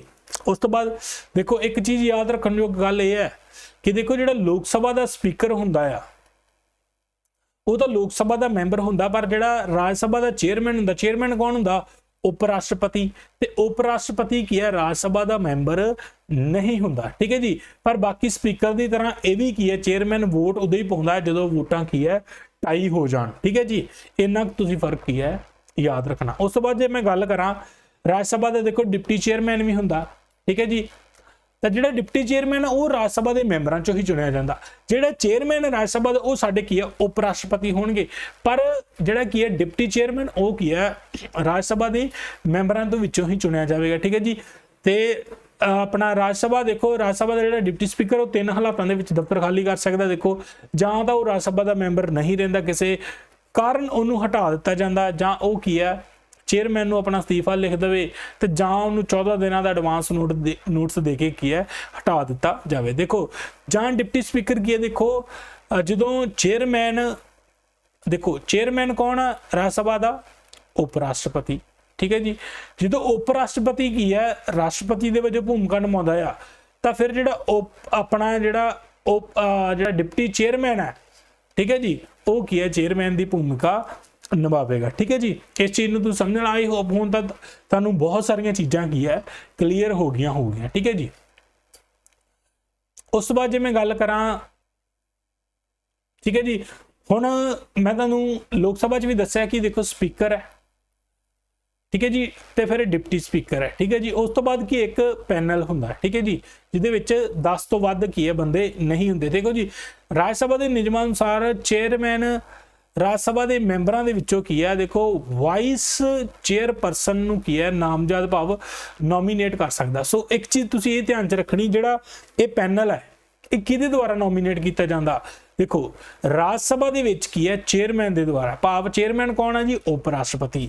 ਤੇ ਜੇ ਲੋਕ ਸਭਾ ਦੀ ਮੈਂ ਗੱਲ ਕਰਾਂ, ਜਿਹੜਾ ਉਹ ਪੈਨਲ ਸੀ ਉਹ ਕਿਹਦੇ ਦੁਆਰਾ? ਸਪੀਕਰ ਦੇ ਦੁਆਰਾ ਕੀ ਹੈ ਨਾਮਜ਼ਦ ਕੀਤਾ ਜਾਂਦਾ, ਠੀਕ ਹੈ। ਇਹ ਚੀਜ਼ ਯਾਦ ਰੱਖਣੀ। ਕੁਐਸਚਨ ਬਣ ਸਕਦਾ ਕਿ ਜਿਹੜਾ ਪੈਨਲ ਹੈ ਉਹ ਕਿਹਦੇ ਦੁਆਰਾ ਨਾਮਜ਼ਦ ਕੀਤਾ ਜਾਂਦਾ ਆ? ਤਾਂ ਸਪੀਕਰ ਦੇ ਦੁਆਰਾ ਲੋਕ ਸਭਾ ਦੇ ਵਿੱਚ, ਤੇ ਚੇਅਰਮੈਨ ਦੇ ਦੁਆਰਾ ਰਾਜ ਸਭਾ ਦੇ ਵਿੱਚ ਕੀ ਹੈ ਆਪਣਾ ਨਾਮਜ਼ਦ ਕੀਤਾ ਜਾਂਦਾ। ਬਾਕੀ ਦੇਖੋ ਗੈਰ ਹਾਜ਼ਰੀ ਦੇ ਵਿੱਚ ਕੀ ਹੈ, ਜੇਕਰ ਮਤਲਬ ਆਪਣਾ ਚੇਅਰਮੈਨ ਵੀ ਨਹੀਂ ਹੈਗਾ, ਠੀਕ ਹੈ, ਡਿਪਟੀ ਚੇਅਰਮੈਨ ਵੀ ਨਹੀਂ ਹੈਗਾ, ਤੇ ਫਿਰ ਕੀ ਹੈ ਪੈਨਲ ਦੇ ਵਿੱਚੋਂ ਇਹਨਾਂ ਦੀ ਗੈਰ ਹਾਜ਼ਰੀ ਦੀ ਆਪਣੇ ਗੈਰ ਹਾਜ਼ਰੀ ਦੇ ਕਾਰਨ ਇਹ ਕੀ ਹੈ ਆਪਣੀ ਪੈਨਲ ਦੇ ਵਿੱਚ ਕੋਈ ਇੱਕ ਮੈਂਬਰ ਇਹਨਾਂ ਦੀ ਪ੍ਰਧਾਨਗੀ ਕਰ ਸਕਦਾ, ਠੀਕ ਹੈ ਜੀ। ਹੁਣ ਦੇਖੋ ਆਪਾਂ ਕੀ ਡਿਸਕਸ ਕਰ ਲਿਆ ਆ, ਲੋਕ ਸਭਾ ਤੇ ਰਾਜ ਸਭਾ ਨੂੰ ਜੋ ਚਲਾਉਂਦੇ ਨੇ, ਠੀਕ ਹੈ, ਜੋ ਇਹਨਾਂ ਨੂੰ ਹੈਡ ਕਰਦੇ ਸਪੀਕਰ ਤੇ ਡਿਪਟੀ ਸਪੀਕਰ, ਤੇ ਰਾਜ ਸਭਾ ਦੇ ਵਿੱਚ ਅਸੀਂ ਪੜਿਆ ਚੇਅਰਮੈਨ ਤੇ ਡਿਪਟੀ ਚੇਅਰਮੈਨ, ਠੀਕ ਹੈ ਜੀ। ਹੁਣ ਅਸੀਂ ਗੱਲ ਕਰਾਂਗੇ ਕਿ ਹਾਊਸ ਦਾ ਲੀਡਰ ਕੌਣ ਹੁੰਦਾ। ਦੇਖੋ ਉਹ ਤਾਂ ਪ੍ਰਧਾਨਗੀ ਅਫਸਰ ਸੀਗੇ ਜਿਹੜੇ ਚੇਅਰ ਕਰਦੇ ਆ ਉਹਨੂੰ, ਠੀਕ ਹੈ ਜੀ। ਹੁਣ ਜਿੰਨੇ ਸਾਰੇ ਥੱਲੇ ਬੈਠੇ ਆ ਮੈਂਬਰ, ਠੀਕ ਹੈ ਜੀ, ਉਹਨਾਂ ਦਾ ਵੀ ਇੱਕ ਲੀਡਰ ਹੁੰਦਾ ਆ। ਲੋਕ ਸਭਾ ਦੇ ਵਿੱਚ ਤਾਂ ਜ਼ਾਹਿਰ ਜੀ ਗੱਲ ਹੈ ਕਿ ਜਿਹੜਾ ਲੀਡਰ ਉਹ ਪ੍ਰਧਾਨ ਮੰਤਰੀ ਹੀ ਹੋਵੇਗਾ, ਕਿਉਂਕਿ ਦੇਖੋ ਮੈਂ ਤੁਹਾਨੂੰ ਦੱਸਿਆ ਕਿ ਪ੍ਰਧਾਨ ਮੰਤਰੀ ਕੌਣ ਹੁੰਦਾ। ਮੰਨ ਲਓ ਕਿ ਲੋਕ ਸਭਾ ਦੀਆਂ 550 ਦੇ ਕਰੀਬ ਸੀਟਾਂ ਦੇ ਵਿੱਚੋਂ ਕੀ ਹੈ ਬੀਜੇਪੀ ਦੀ ਬਹੁਮਤ ਹੈ, ਠੀਕ ਹੈ, ਬੀਜੇਪੀ ਦੀ ਬਹੁਤ ਜ਼ਿਆਦੀਆਂ ਸੀਟਾਂ ਆ, ਤੇ ਬੀਜੇਪੀ ਦਾ ਪ੍ਰਧਾਨ ਕੌਣ ਹੈ? ਸ਼੍ਰੀ ਨਰਿੰਦਰ ਮੋਦੀ ਜੀ। ਤੇ ਜਿਹੜਾ ਬੀਜੇਪੀ ਦਾ ਮਤਲਬ ਬੀਜੇਪੀ ਦੀਆਂ ਸੀਟਾਂ ਜ਼ਿਆਦੀਆਂ ਤੇ ਉਹਦਾ ਪ੍ਰਧਾਨ ਹੀ ਕੀ ਹੈ ਸਾਰੀ ਸਰਕਾਰ ਦਾ ਫਿਰ ਕੀ ਹੈ ਪ੍ਰਧਾਨ ਮੰਤਰੀ ਹੋਵੇਗਾ।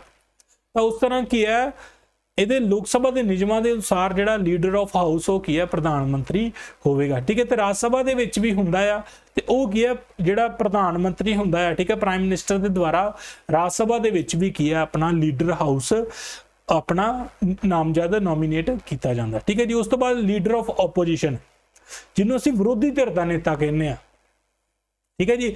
ਜੇ ਪੰਜਾਬ ਦੀ ਵਿਧਾਨ ਸਭਾ ਦੀ ਵੀ ਗੱਲ ਕਰੀਏ, ਠੀਕ ਹੈ ਜੀ, ਦੇਖੋ ਸੀਐਮ ਸਾਹਿਬ ਕੀ ਹੈ ਸਾਡੇ ਮੁੱਖ ਮੰਤਰੀ ਹੈ, ਭਾਵ ਉਹ ਕੀ ਹੈ ਆਮ ਆਦਮੀ ਪਾਰਟੀ ਦਾ ਲੀਡਰ ਹੈ, ਠੀਕ ਹੈ ਜੀ, ਭਾਵ ਹਾਊਸ ਦਾ ਲੀਡਰ ਹੈ ਜਿਹੜੀ ਪਾਰਟੀ ਸੱਤਾ ਦੇ ਵਿੱਚ ਹੈ। ਤੇ ਜੇਕਰ ਦੂਜੀ ਪਾਰਟੀ ਆਪਣੇ ਕੌਣ ਹੈਗੀ ਆਪੋਜੀਸ਼ਨ ਦੇ ਵਿੱਚ ਕੀ ਹੈ ਪੰਜਾਬ ਦੇ ਵਿੱਚ ਕਾਂਗਰਸ ਪਾਰਟੀ ਹੈ, ਠੀਕ ਹੈ ਜੀ। ਤਾਂ ਆਪੋਜੀਸ਼ਨ ਦੇ ਲੀਡਰ ਕੌਣ ਹੈ ਜੀ? ਪ੍ਰਤਾਪ ਸਿੰਘ ਬਾਜਵਾ ਜੀ, ਹੈ ਨਾ। ਉਹ ਕੀ ਹੈ ਲੀਡਰ ਆਫ ਓਪੋਜੀਸ਼ਨ ਹੈ। ठीक है जी।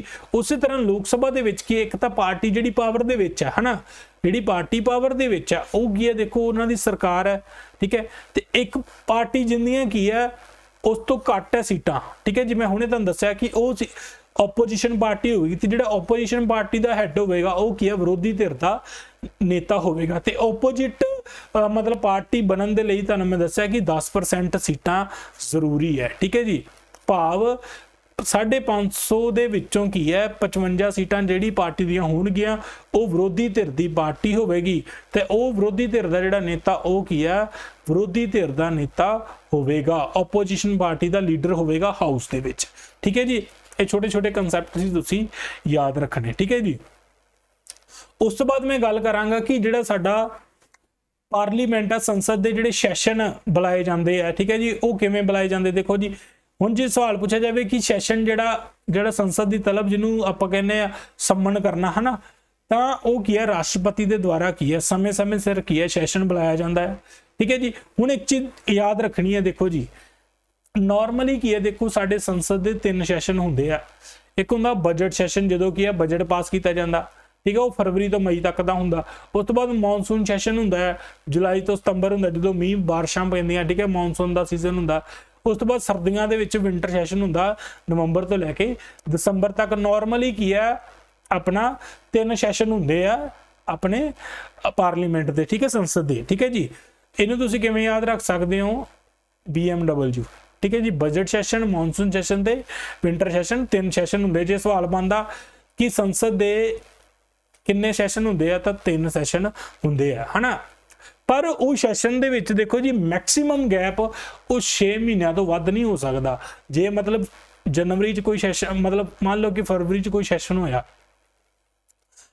ठीक है जी। ਬਜਟ ਸੈਸ਼ਨ ਹੋਇਆ ਤੇ ਦੂਜਾ ਸੈਸ਼ਨ ਕੀ ਹੈ 6 ਮਹੀਨਿਆਂ ਦੇ ਵੱਧ ਤੋਂ ਗੈਪ ਦਾ ਨਹੀਂ ਹੋਣਾ ਚਾਹੀਦਾ। ਮਤਲਬ 6 ਮਹੀਨਿਆਂ ਦੇ ਵਿੱਚ ਕੀ ਹੈ ਦੂਜਾ ਸੈਸ਼ਨ ਵੀ ਬੁਲਾਉਣਾ ਪਵੇਗਾ ਕਿਉਂਕਿ ਸੰਵਿਧਾਨ ਦੇ ਵਿੱਚ ਇਹ ਗੱਲ ਕਹੀ ਗਈ ਕਿ ਮੈਕਸਿਮਮ ਜਿਹੜਾ ਗੈਪ ਉਹ 6 ਮਹੀਨਿਆਂ ਤੋਂ ਵੱਧ ਨਹੀਂ ਹੋਣਾ ਚਾਹੀਦਾ। ਜੇ ਕੁਐਸਚਨ ਬਣਦਾ ਆ ਕਿ ਲੋਕ ਸਭਾ ਜਾਂ ਸੰਸਦ ਦੇ ਸਾਰੇ ਸੈਸ਼ਨ ਦੇ ਵਿੱਚ ਮਤਲਬ ਮੈਕਸਿਮਮ ਗੈਪ ਕਿੰਨਾ 6 ਮਹੀਨਿਆਂ ਤੋਂ ਵੱਧ ਦਾ ਨਹੀਂ ਹੋਣਾ ਚਾਹੀਦਾ। ਤੇ ਜੇਕਰ ਗੈਪ 6 ਮਹੀਨਿਆਂ ਤੋਂ ਵੱਧ ਦਾ ਨਹੀਂ ਹੈ ਤਾਂ ਘੱਟੋ ਘੱਟ ਕੀ ਆ ਸਾਲ ਦੇ ਵਿੱਚ 1 ਸਾਲ ਦੇ ਵਿੱਚ ਸੰਸਦ ਦੇ 2 ਸੈਸ਼ਨ ਤਾਂ ਹੋਣੇ ਹੀ ਚਾਹੀਦੇ ਆ। ठीक है जी।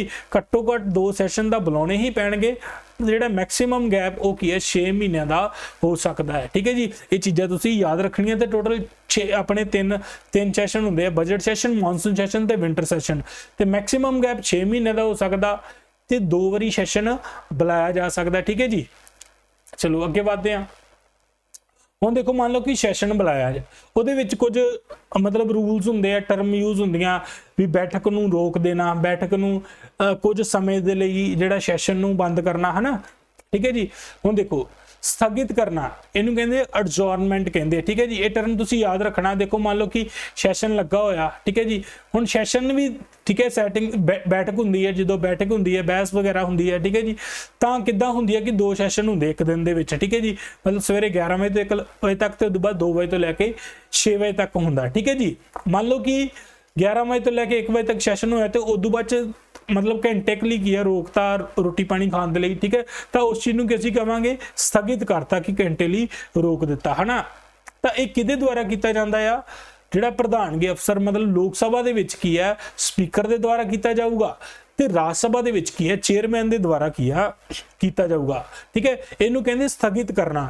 ਤੇ ਇਹ ਸਥਗਿਤ ਕੀ ਹੈ ਕਿੰਨੇ ਸਮੇਂ ਲਈ ਹੋ ਸਕਦਾ ਜਦੋਂ ਆਪਾਂ ਇਹ ਗੱਲ ਦੱਸ ਦਈਏ ਕਿ ਜਿਹੜਾ ਸਿਟਿੰਗ ਆ ਤੁਹਾਡੀ ਬੈਠਕ ਹੈ 1 ਘੰਟੇ ਲਈ ਸਥਗਿਤ ਕੀਤੀ ਜਾਂਦੀ ਹੈ ਹਨਾ, 2 ਘੰਟਿਆਂ ਲਈ ਜਾਂ ਪੂਰੇ ਅੱਜ 1 ਦਿਨ ਦੇ ਲਈ ਜਾਂ 1 ਹਫ਼ਤੇ ਦੇ ਲਈ ਕੀ ਆ ਸਥਗਿਤ ਕੀਤੀ ਜਾਂਦੀ ਹੈ, ਅਡਜੋਰਨ ਕੀਤੀ ਜਾਂਦੀ ਹੈ ਤਾਂ ਉਹਨੂੰ ਕੀ ਅਸੀਂ ਅਡਜੋਰਨਮੈਂਟ ਦਾ ਨਾਮ ਦਿੰਦੇ ਆ। ਠੀਕ ਹੈ ਜੀ। ਜਦੋਂ ਕੀ ਇਹ ਦੱਸਿਆ ਜਾਂਦਾ ਬਕਾਇਦਾ ਸਪੀਕਰ ਸਾਹਿਬ ਦੱਸਦੇ ਆ ਕਿ 1 ਦਿਨ ਲਈ ਆਪਾਂ ਬੈਠਕ ਬੰਦ ਕਰਨੀ ਹੈ, 1 ਹਫ਼ਤੇ ਲਈ ਬੰਦ ਕਰਨੀ ਹੈ ਜਾਂ 2 ਘੰਟਿਆਂ ਲਈ ਬੰਦ ਕਰਨੀ ਤਾਂ ਉਹਨੂੰ ਕੀ ਆ ਅਡਜੋਰਨਮੈਂਟ ਕਹਿੰਦੇ ਆ। ਠੀਕ ਹੈ। ਸਥਗਿਤ ਕਰਨਾ ਇਹ ਕੀਤੀ ਕਿਹਦੇ ਦੁਆਰਾ ਜਾਂਦੀ ਹੈ ਸਪੀਕਰ ਦੇ ਦੁਆਰਾ ਲੋਕ ਸਭਾ ਦੇ ਵਿੱਚ ਤੇ ਚੇਅਰਮੈਨ ਦੇ ਦੁਆਰਾ ਰਾਜ ਸਭਾ ਦੇ ਵਿੱਚ ਕੀਤੀ ਜਾਂਦੀ ਹੈ। ਠੀਕ ਹੈ ਜੀ।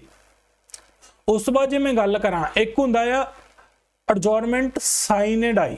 ਠੀਕ ਹੈ ਜੀ। ਇਹ ਟਰਮ ਦੇ ਵਿੱਚ ਫਰਕ ਸਮਝਣਾ ਹੁਣ ਮੈਂ ਤੁਹਾਨੂੰ ਜਦੋਂ ਕੱਲਾ ਅਡਜੋਰਨਮੈਂਟ ਦੱਸਿਆ ਉਹਦੇ ਚ ਕੀ ਹੈ, ਸਪੀਕਰ ਕੁਝ ਨਿਸ਼ਚਿਤ ਸਮੇਂ ਦੇ ਲਈ ਮੁਅੱਤਲ ਕਰਦਾ ਆ, ਨਿਸ਼ਚਿਤ ਸਮੇਂ ਦੇ ਲਈ ਬੈਠਕ ਨੂੰ ਬੰਦ ਕਰਦਾ, ਚਾਹੇ ਉਹ ਘੰਟੇ ਲਈ ਹੋਵੇ, 2 ਦਿਨਾਂ ਲਈ ਹੋਵੇ, ਹਫ਼ਤੇ ਲਈ ਹੋਵੇ, ਪਰ ਉਦੋਂ ਕੀ ਦੱਸਿਆ ਜਾਂਦਾ ਆ, ਹਨਾ। ਪਰ ਸਾਈਨੇ ਡਾਈ ਦੇ ਵਿੱਚ ਕੀ ਹੁੰਦਾ ਆ ਕਿ ਅਣਮਿੱਥੇ ਸਮੇਂ ਦੇ ਲਈ ਕੋਈ ਟਾਈਮ ਨਹੀਂ ਦੱਸਦੇ, ਬਸ ਇੰਨਾ ਹੀ ਕਹਿ ਦਿੰਦੇ ਵੀ ਹੁਣ ਇੱਕ ਵਾਰੀ ਬੈਠਕ ਆਪਣੀ ਬੰਦ ਹੈ, ਪਰ ਇਹ ਨਹੀਂ ਦੱਸਦੇ ਵੀ ਕਿੰਨੇ ਦਿਨਾਂ ਬਾਅਦ ਲੱਗਣੀ ਹੈ, 1 ਦਿਨ ਬਾਅਦ ਲੱਗਣੀ, ਹਫ਼ਤੇ ਬਾਅਦ ਲੱਗਣੀ ਹੈ, ਪਰ ਅਣਮਿੱਥੇ ਸਮੇਂ ਦੇ ਲਈ। ਅਣਮਿੱਥੇ ਸਮਾਂ ਪਤਾ ਨਹੀਂ ਵੀ ਕਦੋਂ ਲੱਗਣੀ, ਉਹਨੂੰ ਆਪਾਂ ਸਾਈਨੇ ਡਾਈ ਕਹਿ ਦਿੰਦੇ ਆ, ਠੀਕ ਹੈ ਜੀ। ਅਡਜੋਰਨਮੈਂਟ ਸਾਈਨੇ ਡਾਈ ਕਹਿੰਦੇ ਆ। ਤੇ ਕੀਤੀ ਕਿਹਦੇ ਜਾਂਦਾ? ਪ੍ਰਧਾਨਗੀ ਅਫਸਰ, ਠੀਕ ਹੈ। ਲੋਕ ਸਭਾ ਦੇ ਵਿੱਚ ਕੀ ਹੈ, ਸਪੀਕਰ ਦੇ ਦੁਆਰਾ ਇੱਕ ਸਾਈਨੇ ਡਾਈ ਕੀਤਾ ਜਾਊਗਾ, ਤੇ ਰਾਜ ਸਭਾ ਦੇ ਵਿੱਚ ਕੀ ਹੈ, ਚੇਅਰਮੈਨ ਦੇ ਦੁਆਰਾ ਕੀਤਾ ਜਾਊਗਾ, ਠੀਕ ਹੈ ਜੀ, ਠੀਕ ਹੈ। ਤੇ ਬਾਕੀ ਦੇਖੋ ਜਦੋਂ ਅਣਮਿੱਥੇ ਸਮੇਂ ਦੇ ਲਈ ਕਿਹਾ ਹੈ ਵੀ ਕੋਈ ਸਮਾਂ ਨਹੀਂ ਦਿੱਤਾ, ਠੀਕ ਹੈ, ਪਰ ਉਸ ਤੋਂ ਬਾਅਦ ਕੀ ਕਿਹੜੇ ਵੀ ਸਮੇਂ ਕੀ ਹੈ ਸਪੀਕਰ ਫਿਰ ਕੀ ਹੈ ਬੁਲਾ ਸਕਦਾ ਹੈ, ਕਿਉਂਕਿ ਸਮਾਂ ਨਹੀਂ ਦੱਸਿਆ। ਜਦੋਂ ਤਾਂ ਸਮਾਂ ਦੱਸ ਦਿੰਦੇ ਵੀ 1 ਘੰਟੇ ਲਈ, 1 ਹਫ਼ਤੇ ਲਈ, ਉਹਨੂੰ ਸਿੰਪਲ ਅਸੀਂ ਕੀ ਕਹਿੰਦੇ ਆ, ਸਥਗਿਤ ਕਰਨਾ ਜਾਂ ਅਡਜੋਰਨਮੈਂਟ। ਜਦੋਂ ਬਿਨਾ ਅਣਮਿੱਥੇ ਸਮੇਂ ਦੇ ਲਈ ਕੋਈ ਪਤਾ ਨਹੀਂ ਕਿਦੋਂ ਬਾਅਦ ਚ ਬੈਠਕ ਲੱਗਣੀ, ਉਹਨੂੰ ਅਸੀਂ ਅਡਜੋਰਨਮੈਂਟ ਸਾਈਨੇ ਡਾਈ ਕਹਿੰਦੇ। ਜੇ ਇਹਦਾ ਫਰਕ ਤੇ ਕੁਐਸਚਨ ਬਣਦਾ ਤੇ ਤੁਸੀਂ ਇਸ ਚੀਜ਼ ਨੂੰ ਯਾਦ ਰੱਖਣਾ। ਉਸ ਤੋਂ ਬਾਅਦ ਹੁੰਦਾ ਪ੍ਰੋਰੋਗੇਸ਼ਨ, ਠੀਕ ਹੈ ਜੀ। ਪ੍ਰੋਰੋਗੇਸ਼ਨ ਮਤਲਬ ਹੁੰਦਾ ਪ੍ਰਸਾਨ ਕਰਨਾ। ਹੁਣ ਇੱਕ ਚੀਜ਼ ਦੇ ਵਿੱਚ ਫਰਕ ਸਮਝੋ, ਜਿਹੜਾ ਅਡਜੋਰਨਮੈਂਟ ਸਾਈਨੇ ਡਾਈ ਹੈ ਜਾਂ ਸਥਗਿਤ ਸਾਈਨੇ ਡਾਈ, ਇਹਦੇ ਚ ਕੀ ਹੈ, ਜਿਹੜੀ ਬੈਠਕ ਮਤਲਬ ਕਿ ਹੁਣ ਇੱਕ ਫਰਕ ਸਮਝੋ। ਦੇਖੋ ਸੈਸ਼ਨ ਕਿਹੜੇ ਹੁੰਦੇ, ਦੇਖੋ ਬਜਟ ਸੈਸ਼ਨ, ਠੀਕ ਹੈ ਜੀ, ਮੌਨਸੂਨ ਸੈਸ਼ਨ, ਠੀਕ ਹੈ ਜੀ, ਤੇ ਵਿੰਟਰ ਸੈਸ਼ਨ, ਇਹ ਤਿੰਨੇ ਸੈਸ਼ਨ ਹੈ, ਠੀਕ ਹੈ ਜੀ। ਤੇ ਬੈਠਕ ਦਾ ਮਤਲਬ ਕੀ ਹੈ ਵੀ ਨਾਰਮਲੀ ਕੀ ਹੈ, ਅਸੀਂ ਬਜਟ ਸੈਸ਼ਨ ਚੱਲ ਰਿਹਾ ਤੇ ਉਹਦੀ ਬੈਠਕ ਹੋ ਰਹੀ ਹੈ, ਸੈਸ਼ਨ ਬਜਟ ਸੈਸ਼ਨ ਚੱਲ ਰਿਹਾ ਤੇ ਉਹਦੀ ਬੈਠਕ ਹੋ ਰਹੀ ਹੈ, ਤੇ ਉਹਦੀ ਬੈਠਕ ਨੂੰ ਕੀ ਹੈ, ਜਿਹਦਾ ਆਪਾਂ ਕਹਿ ਲਈਏ ਕਿ 2 ਦਿਨਾਂ ਦੇ ਲਈ ਬੰਦ ਕਰ ਦਿੱਤਾ ਤਾਂ ਉਹ ਕੀ ਹੈ, ਅਡਜੋਰਨਮੈਂਟ ਹੋ ਜਾਊਗਾ ਸਿੰਪਲ ਵਾਲਾ। ਤੇ ਜੇਕਰ ਕਹਿ ਲਈਏ ਬਜਟ ਸੈਸ਼ਨ ਦੀ ਜਿਹੜੀ ਬੈਠਕ ਮਤਲਬ ਸਿਟਿੰਗ ਨੂੰ ਅਡਜੋਰਨਮੈਂਟ ਸਾਈਨੇ ਡਾਈ ਕਰਤਾ ਕਿ ਪਤਾ ਨਹੀਂ ਕਿੰਨੇ ਸਮੇਂ ਦੇ ਲਈ ਕੀ ਆ, ਉਸ ਬੈਠਕ ਨੂੰ ਮਤਲਬ ਸਿਟਿੰਗ ਨੂੰ ਕੀ ਹੈ ਬੰਦ ਕੀਤਾ, ਉਹਨੂੰ ਅਸੀਂ ਕੀ ਹੈ ਅਡਜੋਰਨ ਸਾਈਨੇ ਡਾਈ ਕਹਾਂਗੇ। ਪਰ ਪ੍ਰੋਰੋਗੇਸ਼ਨ ਕੀ ਹੁੰਦਾ ਕਿ ਜਦੋਂ ਕੀ ਹੈ ਰਾਸ਼ਟਰਪਤੀ ਕੀ ਹੈ ਸਾਰੇ ਸੈਸ਼ਨ ਨੂੰ ਹੀ ਖਤਮ ਕਰ ਦਵੇ, ਸਾਰੇ ਸੈਸ਼ਨ ਨੂੰ ਮਤਲਬ ਜਿਹੜਾ ਬਜਟ ਸੈਸ਼ਨ ਆ ਜਾਂ ਮੌਨਸੂਨ ਸਾਰੇ ਸੈਸ਼ਨ ਨੂੰ ਹੀ ਬੰਦ ਕਰ ਦਵੇ, ਉਹਨੂੰ ਕੀ ਹੈ ਪ੍ਰੋਰੋਗੇਸ਼ਨ ਕਹਿੰਦੇ। ਤੇ ਪ੍ਰੋਰੋਗੇਸ਼ਨ ਕਿਹਦੇ ਦੁਆਰਾ ਕੀਤਾ ਜਾਂਦਾ ਆ, ਰਾਸ਼ਟਰਪਤੀ ਦੇ ਦੁਆਰਾ ਕੀਤਾ ਜਾਂਦਾ। ਤੇ ਜਿਹੜਾ ਅਡਜੋਰਨਮੈਂਟ ਸਾਈਨੇ ਡਾਈ ਉਹ ਕੀ ਹੈ, ਜਿਹੜੇ ਪ੍ਰਧਾਨਗੀ ਅਫਸਰ, ਜਿਹੜੇ ਪ੍ਰਧਾਨਗੀ ਅਧਿਕਾਰੀ, ਜਿਹੜੇ ਸਪੀਕਰ ਜਾਂ ਕੀ ਹੈ ਚੇਅਰਮੈਨ ਦੇ ਦੁਆਰਾ ਕੀਤਾ ਜਾਵੇਗਾ। ਪਰ ਜਿਹੜਾ ਪ੍ਰੋਰੋਗੇਸ਼ਨ ਹੈ, ਪ੍ਰੋਰੋਗੇਸ਼ਨ ਦੇ ਵਿੱਚ ਕੀ ਹੁੰਦਾ ਕਿ ਸਾਰਾ ਸੈਸ਼ਨ ਹੀ ਬੰਦ ਕਰ ਦਿੱਤਾ ਜਾਂਦਾ ਹੈ, ਸਾਰਾ ਸੈਸ਼ਨ ਹੀ ਬੰਦ ਕੀਤਾ ਜਾਂਦਾ, ਪਰ ਇਹਦੇ ਵਿੱਚ ਕੱਲੀ ਸਿਟਿੰਗ ਬੰਦ ਕੀਤੀ ਜਾਂਦੀ ਹੈ, ਠੀਕ ਹੈ ਜੀ, ਸਮਝ ਲੱਗ ਗਏ ਜੀ। ਪਰ ਜਿਹੜਾ ਪ੍ਰੋਰੋਗੇਸ਼ਨ ਉਹ ਰਾਸ਼ਟਰਪਤੀ ਦੇ ਦੁਆਰਾ ਕੀਤਾ ਜਾਂਦਾ ਤੇ ਬਾਕੀ ਕੀ ਹੈ ਜਿਹੜੇ ਸਪੀਕਰ ਤੇ ਜਾਂ ਚੇਅਰਮੈਨ ਦੇ ਦੁਆਰਾ ਕੀਤਾ ਜਾਂਦਾ। ਉਸ ਤੋਂ ਬਾਅਦ ਕੀ ਹੈ ਡੈਸੋਲੂਸ਼ਨ ਹੁੰਦਾ, ਠੀਕ ਹੈ ਜੀ, ਭੰਗ ਕਰਨਾ, ਠੀਕ ਹੈ, ਭੰਗ ਕਰਨਾ, ਠੀਕ ਹੈ ਜੀ। ਹੁਣ ਦੇਖੋ ਰਾਜ ਸਭਾ ਤਾਂ ਤੁਹਾਨੂੰ ਮੈਂ ਦੱਸਿਆ ਕਿ ਸਥਾਈ ਸਦਨ ਹੈ, ਇਹ ਭੰਗ ਨਹੀਂ ਹੁੰਦੀ, ਠੀਕ ਹੈ ਜੀ। ਰਾਜ ਸਭਾ ਮੈਂ ਤੁਹਾਨੂੰ ਉਦੋਂ ਸਮਝਾਇਆ ਸੀ ਕਿ ਇਹ ਭੰਗ ਨਹੀਂ ਹੁੰਦੀ, ਭਾਵ ਕਿ ਇਹਦੇ ਜਿਹੜੇ ਮੈਂਬਰ ਹੈ ਉਹ ਰਿਟਾਇਰ ਹੁੰਦੇ ਆ ਹਰ ਦੂਜੇ ਸਾਲ, ਕੀ ਹੈ 1/3 ਹਿੱਸਾ ਕੀ ਹੈ ਰਿਟਾਇਰ ਹੁੰਦਾ। ਪਰ ਜਿਹੜੀ ਲੋਕ ਸਭਾ ਆ, ਤੁਹਾਨੂੰ ਪਤਾ ਕਿ ਲੋਕ ਸਭਾ 5 ਸਾਲਾਂ ਲਈ ਚੁਣੀ ਜਾਂਦੀ ਤੇ 5 ਸਾਲਾਂ ਬਾਅਦ ਕੀ ਹੈ ਆਟੋਮੈਟਿਕਲੀ ਕੀ ਹੈ ਇਹਦਾ ਕਾਰਜਕਾਲ ਖਤਮ ਹੋਣ ਨਾਲ ਇਹ ਭੰਗ ਹੋ ਜਾਂਦੀ, ਭਾਵ ਡਿਸੋਲਵ ਹੋ ਜਾਂਦੀ ਹੈ। ਤੇ ਉਸ ਤੋਂ ਬਾਅਦ ਜਦੋਂ ਚੋਣਾਂ ਹੁੰਦੀਆਂ ਤੇ ਨਵੀਂ ਲੋਕ ਸਭਾ ਬਣਦੀ ਹੈ, ਠੀਕ ਹੈ ਜੀ। ਦੇਖੋ ਉਹ ਲੋਕ ਸਭਾ ਕੀ ਦੇਖੋ 2 ਤਰੀਕੇ ਨਾਲ ਭੰਗ ਹੋ ਸਕਦੀ, ਜਾਂ ਤਾਂ 5 ਸਾਲ ਦਾ ਕਾਰਜਕਾਲ ਪੂਰਾ ਹੋ ਜਾਏ ਤੇ ਆਟੋਮੈਟਿਕਲੀ ਲੋਕ ਸਭਾ ਕੀ ਹੈ ਬੰਦ ਹੋ ਜਾਂਦੀ ਹੈ, ਠੀਕ ਹੈ, ਭੰਗ ਹੋ ਜਾਂਦੀ ਹੈ। ਤੇ ਜਾਂ ਕਹ ਲਈਏ ਕਿ ਜੇ ਕੋਈ ਕਾਰਨ ਬਣਦਾ ਆ, ਤੇ ਮੈਂ ਤੁਹਾਨੂੰ ਦੱਸਿਆ ਸੀਗਾ ਕਿ ਰਾਸ਼ਟਰਪਤੀ ਵੀ ਲੋਕ ਸਭਾ ਨੂੰ ਡਿਸੋਲਵ ਕਰ ਸਕਦਾ ਆ ਪ੍ਰਧਾਨ ਮੰਤਰੀ ਦੇ ਕਹਿਣ ਤੇ, ਉਹ ਰੀਜ਼ਨ ਕੋਈ ਵੀ ਹੋ ਸਕਦਾ, ਠੀਕ ਹੈ ਜੀ। ਇੱਕ ਤਾਂ ਦੇਖੋ ਆਟੋਮੈਟਿਕਲੀ ਭੰਗ ਹੋ ਜਾਂਦੀ 5 ਸਾਲਾਂ ਦਾ ਜਦੋਂ ਕਾਰਜਕਾਲ ਪੂਰਾ ਹੁੰਦਾ, ਤੇ ਦੂਜਾ ਕੀ ਹੁੰਦਾ ਆ ਕਿ ਜਦੋਂ ਰਾਸ਼ਟਰਪਤੀ ਕੋਈ ਰੀਜ਼ਨ ਬਣਦਾ ਆ ਤਾਂ ਉਹ ਵੀ ਰਾਸ਼ਟਰਪਤੀ ਵੀ ਕੀ ਹੈ ਸੰਸਦ ਨੂੰ, ਭਾਵ ਲੋਕ ਸਭਾ ਨੂੰ ਕੀ ਹੈ ਭੰਗ ਕਰ ਸਕਦਾ, ਤੇ ਉਹਦਾ ਜਿਹੜਾ ਫੈਸਲਾ ਕੀ ਹੈ ਅਟਲ ਹੁੰਦਾ, ਠੀਕ ਹੈ ਜੀ। ਉਸ ਤੋਂ ਬਾਅਦ ਕੋਰਮ ਦੀ ਗੱਲ ਕਰੀਏ, ਤੁਹਾਨੂੰ ਮੈਂ ਦੱਸਿਆ ਸੀ ਕੋਰਮ ਕੀ ਹੁੰਦਾ ਹੈ ਕਿ ਵੀ ਘੱਟੋ ਘੱਟ ਸਦੱਸਿਆ ਦੀ ਸਦਨ ਦੇ ਵਿੱਚ ਮੌਜੂਦ ਹੋਣ ਦੀ ਜ਼ਰੂਰਤ ਹੈ। ਮੰਨ ਲਓ ਕਿ ਜੇ ਆਪਣੇ ਰਾਜ ਸਭਾ ਦੇ 250 ਮੈਂਬਰ ਹੈ, ਠੀਕ ਹੈ ਜੀ, ਤੇ ਲੋਕ ਸਭਾ ਦੇ ਵਿੱਚ ਮੈਕਸਿਮਮ ਗਿਣਤੀ ਕਿੰਨੀ ਮੈਂ ਦੱਸੀ 552, ਠੀਕ ਹੈ ਜੀ, ਸਮਝ ਲੱਗ ਗਈ ਜੀ 552। ਤੇ ਜੇਕਰ ਲੋਕ ਸਭਾ ਦੇ ਵਿੱਚ ਜਾਂ ਰਾਜ ਸਭਾ ਦੇ ਵਿੱਚ ਕੋਈ ਵੀ ਕੰਮ ਤੁਸੀਂ ਕਰਨਾ ਹੈ, ਕੋਈ ਵੀ ਵਿਚਾਰ ਵਟਾਂਦਰਾ ਕਰਨਾ, ਕੋਈ ਵੀ ਬਿੱਲ ਪਾਸ ਕਰਨਾ ਆ, ਤਾਂ ਉਸ ਸੈਸ਼ਨ ਜਾਂ ਬੈਠਕ ਨੂੰ ਚਲਾਉਣ ਦੇ ਲਈ ਘੱਟੋ ਘੱਟ 10% 10ਵਾਂ ਹਿੱਸਾ ਕੀ ਹੈ ਮੈਂਬਰਾਂ ਦਾ ਮੌਜੂਦ ਹੋਣਾ ਚਾਹੀਦਾ। ਜੇ ਮੈਂ ਗੱਲ ਕਰਾਂ ਲੋਕ ਸਭਾ ਦੇ ਆਪਣਾ ਦੇਖੀਏ ਤਾਂ ਉਹਦੇ ਵਿੱਚ 55 ਮੈਂਬਰ ਮੌਜੂਦ ਹੋਣੇ ਚਾਹੀਦੇ, ਤੇ ਰਾਜ ਸਭਾ ਦੇ ਵਿੱਚ ਜੇ ਮੈਂ ਗੱਲ ਕਰਾਂ ਤੇ ਘੱਟੋ ਘੱਟ ਨਹੀਂ ਤੇ 25 ਮੈਂਬਰ ਕੀ ਹੈ ਮੌਜੂਦ ਹੋਣੇ ਚਾਹੀਦੇ ਆ, ਤਾਂ ਫਿਰ ਹੀ ਕੀ ਹੈ ਸੈਸ਼ਨ ਨੂੰ ਸ਼ੁਰੂ ਕੀਤਾ ਜਾ ਸਕਦਾ। ਤੇ ਇਸ ਚੀਜ਼ ਨੂੰ ਕੋਰਮ ਕਹਿੰਦੇ ਆ। ਤਾਂ ਇਸ ਚੀਜ਼ ਨੂੰ ਕੀ ਹੈ ਕੌਣ ਡਿਸਾਈਡ ਕਰਦਾ ਆ? ਸਪੀਕਰ ਡਿਸਾਈਡ ਕਰਦਾ ਆ ਕਿ ਹੁਣ ਬੰਦੇ ਪੂਰੇ ਹੈ ਜਾਂ ਨਹੀਂ, ਠੀਕ ਹੈ ਜੀ। ਪਰ ਇੱਕ ਚੀਜ਼ ਧਿਆਨ ਰੱਖਣੀ ਕਿ ਸਪੀਕਰ ਵੀ ਕੀ ਹੈ ਵਿੱਚੇ ਹੀ ਗਿਣਿਆ ਜਾਵੇਗਾ, ਸਪੀਕਰ ਵੀ ਵਿੱਚੇ ਗਿਣਿਆ ਜਾਂਦਾ ਆ, ਠੀਕ ਹੈ। 55 ਮੈਂਬਰਾਂ ਦੇ ਵਿੱਚ ਜਾਂ 250 ਮੈਂਬਰਾਂ ਜੇ ਰਾਜ ਸਭਾ ਦੀ ਗੱਲ ਕਰੀਏ ਤਾਂ ਸਪੀਕਰ ਵੀ ਕੀ ਹੈ ਵਿੱਚੇ ਹੀ ਗਿਣਿਆ ਜਾਂਦਾ ਹੈ, ਠੀਕ ਹੈ ਜੀ। 55 ਦੇ ਵਿੱਚ ਹੀ ਗਿਣਿਆ ਜਾਂਦਾ, ਮਤਲਬ ਸਪੀਕਰ ਦੇ ਸਮੇਤ, ਠੀਕ ਹੈ ਜੀ। ਸੋ ਇਹ ਸੀਗਾ ਆਪਾਂ ਸਾਰਾ ਡਿਸਕਸ ਕੀਤਾ ਅੱਜ ਸਪੀਕਰ ਦੇ ਬਾਰੇ, ਡਿਪਟੀ ਸਪੀਕਰ ਦੇ ਬਾਰੇ, ਚੇਅਰਮੈਨ ਦੇ ਬਾਰੇ, ਡਿਪਟੀ ਚੇਅਰਮੈਨ ਦੇ ਬਾਰੇ, ਫਿਰ ਕੀ ਹੈ ਕੁਝ ਚੀਜ਼ਾਂ ਨੂੰ ਦੇਖਿਆ ਕਿ ਕਿਵੇਂ ਸਾਡੀ ਲੋਕ ਸਭਾ ਦੇ ਸੈਸ਼ਨ ਜਿਹੜੇ ਹੁੰਦੇ ਆ, ਠੀਕ ਹੈ ਜੀ। ਸੋ ਆਈ ਹੋਪ ਤੁਹਾਨੂੰ ਕੀ ਹੈ ਬਹੁਤ ਕੁਝ ਸਿੱਖਣ ਨੂੰ ਮਿਲਿਆ ਹੋਵੇਗਾ, ਠੀਕ ਹੈ ਜੀ। ਬਹੁਤ ਇੰਪੋਰਟੈਂਟ ਤੇ ਹਜੇ ਕੀ ਹੈ ਜਿਹੜਾ ਸੰਸਦ ਵਾਲਾ ਚੈਪਟਰ ਆਪਣਾ ਪਿਆ ਆ, ਠੀਕ ਹੈ। ਤੇ ਅਸੀਂ ਰਾਜਾਂ ਦੀ ਵਿਧਾਨ ਸਭਾ ਦੇ ਬਾਰੇ ਵੀ ਕੀ ਆ ਪੜ੍ਹਨਾ, ਅਸੀਂ ਉਹਨਾਂ ਦੇ ਬਾਰੇ ਵੀ ਬੜੇ ਅੱਛੇ ਢੰਗ ਦੇ ਨਾਲ ਚੀਜ਼ਾਂ ਨੂੰ ਕਵਰ ਕਰਾਂਗੇ, ਠੀਕ ਹੈ ਜੀ। ਤੋ ਕਲਾਸ ਨੂੰ ਵੱਧ ਤੋਂ ਵੱਧ ਬੱਚਿਆਂ ਨਾਲ ਸ਼ੇਅਰ ਕਰ ਦੇਣਾ, ਠੀਕ ਹੈ ਜੀ। ਇਸ ਕਲਾਸ ਦਾ ਜਿਹੜਾ PDF ਹੈ ਤੁਹਾਨੂੰ ਐਪਲੀਕੇਸ਼ਨ ਦੇ ਵਿੱਚ ਮਿਲੇਗਾ। ਐਪਲੀਕੇਸ਼ਨ ਦਾ ਲਿੰਕ ਜਿਹੜਾ ਡਿਸਕ੍ਰਿਪਸ਼ਨ ਦੇ ਵਿੱਚ ਹੋਊਗਾ। ਦੇਖੋ ਕਲਾਸਾਂ ਸਾਡੀਆਂ ਸਾਰੀਆਂ YouTube ਤੇ ਫ੍ਰੀ ਹੈ ਬੱਚਿਆਂ ਦੇ ਲਈ, ਠੀਕ ਹੈ। ਥਿਊਰੀ ਕਵਰ ਕਰਵਾ ਰਹੇ ਹਾਂ ਕਿਉਂਕਿ ਥਿਊਰੀ ਹੀ ਕਰੋਗੇ ਤਾਂ ਤੁਹਾਨੂੰ ਸਾਰਾ ਕੁਝ ਸਮਝ ਆਏਗਾ ਤੇ ਅੱਛੇ ਢੰਗ ਦੇ ਨਾਲ ਤੁਸੀਂ ਆਪਣੇ ਕੁਐਸਚਨ ਅਟੈਂਪਟ ਕਰ ਪਾਓਗੇ, ਠੀਕ ਹੈ ਜੀ। ਤੇ ਦੇਖੋ ਜਿਹੜਾ ਇਸ ਤੋਂ ਬਾਅਦ ਜਿਹੜਾ ਇਹ ਚੈਪਟਰ ਪੜਾਇਆ ਇਹਦੇ ਜਿੰਨੇ ਵੀ MCQ ਪ੍ਰੈਕਟਿਸ ਕਰਨ ਵਾਲੇ ਉਹ ਵੀ ਤੁਹਾਨੂੰ ਐਪਲੀਕੇਸ਼ਨ ਦੇ ਵਿੱਚ ਮਿਲਣਗੇ। ਦੇਖੋ ਜੇ ਸਹੀ ਤਿਆਰੀ ਕਰਨੀ ਹੈ ਤਾਂ ਸਿੱਧੀ ਸਿੰਪਲ ਜੀ ਅਪਰੋਚ ਹੈ ਵੀ ਥਿਊਰੀ ਪੜੋ, ਕਨਸੈਪਟ ਨੂੰ ਧਿਆਨ ਨਾਲ ਸਮਝੋ ਤੇ ਉਦੋਂ ਬਾਅਦ ਚ ਟੈਸਟ ਖੁਦ ਪ੍ਰੈਕਟਿਸ ਕਰੋ, ਠੀਕ ਹੈ ਜੀ। ਖੁਦ ਪ੍ਰੈਕਟਿਸ ਕਰੋਗੇ ਤਾਂ ਚੀਜ਼ਾਂ ਤੁਹਾਡੇ ਲਈ ਕੀ ਆ ਆਸਾਨ ਹੋ ਜਾਣਗੀਆਂ, ਠੀਕ ਹੈ ਜੀ। ਸੋ ਇਸ ਤਰੀਕੇ ਦੇ ਨਾਲ ਤੁਸੀਂ ਆਪਣਾ ਕੀ ਹੈ ਚੱਲਦੇ ਰਹੋ ਤੇ ਬੜੇ ਅੱਛੇ ਢੰਗ ਦੇ ਨਾਲ ਚੀਜ਼ਾਂ ਕਵਰ ਕਰ ਪਾਓਗੇ, ਠੀਕ ਹੈ ਜੀ। ਸੋ ਜਿਹੜਾ PDF ਹੈ ਇਹ ਵੀ ਤੁਹਾਨੂੰ ਐਪਲੀਕੇਸ਼ਨ ਦੇ ਵਿੱਚ ਹੀ ਮਿਲੇਗਾ, ਠੀਕ ਹੈ ਜੀ। ਸੋ ਐਪਲੀਕੇਸ਼ਨ ਦੇ ਵਿੱਚ ਜਾਣਾ ਤੁਸੀਂ, ਉੱਥੇ ਸਾਡਾ ਬੈਚ ਹੈ, ਦੇਖੋ ਕਲਾਸਾਂ ਫ੍ਰੀ ਹੈ ਪਰ ਜਿਹੜਾ ਸਾਡਾ ਬੈਚ ਹੈ, ਠੀਕ ਹੈ, ਜਿਹਦੇ ਤੁਹਾਨੂੰ PDF ਨੋਟਸ ਸਾਰੇ ਟੈਸਟ ਮਿਲ ਜਾਣੇ ਆ ਉਹ ਪੇਡ ਹੈ, ਠੀਕ ਹੈ ਜੀ। ਉਹ ਤੁਸੀਂ ਜਿਹੜੇ ਬੱਚੇ ਅੱਛੇ ਢੰਗ ਦੇ ਨਾਲ ਤਿਆਰੀ ਕਰਨਾ ਚਾਹੁੰਦੇ ਆ ਤਾਂ ਉਹ ਕੀ ਹੈ ਜੁਆਇਨ ਕਰ ਸਕਦੇ, ਠੀਕ ਹੈ ਜੀ। ਸੋ ਤੁਹਾਨੂੰ ਅਗਲੀ ਕਲਾਸ ਦੇ ਵਿੱਚ ਮਿਲਾਂਗੇ। Thank you so much.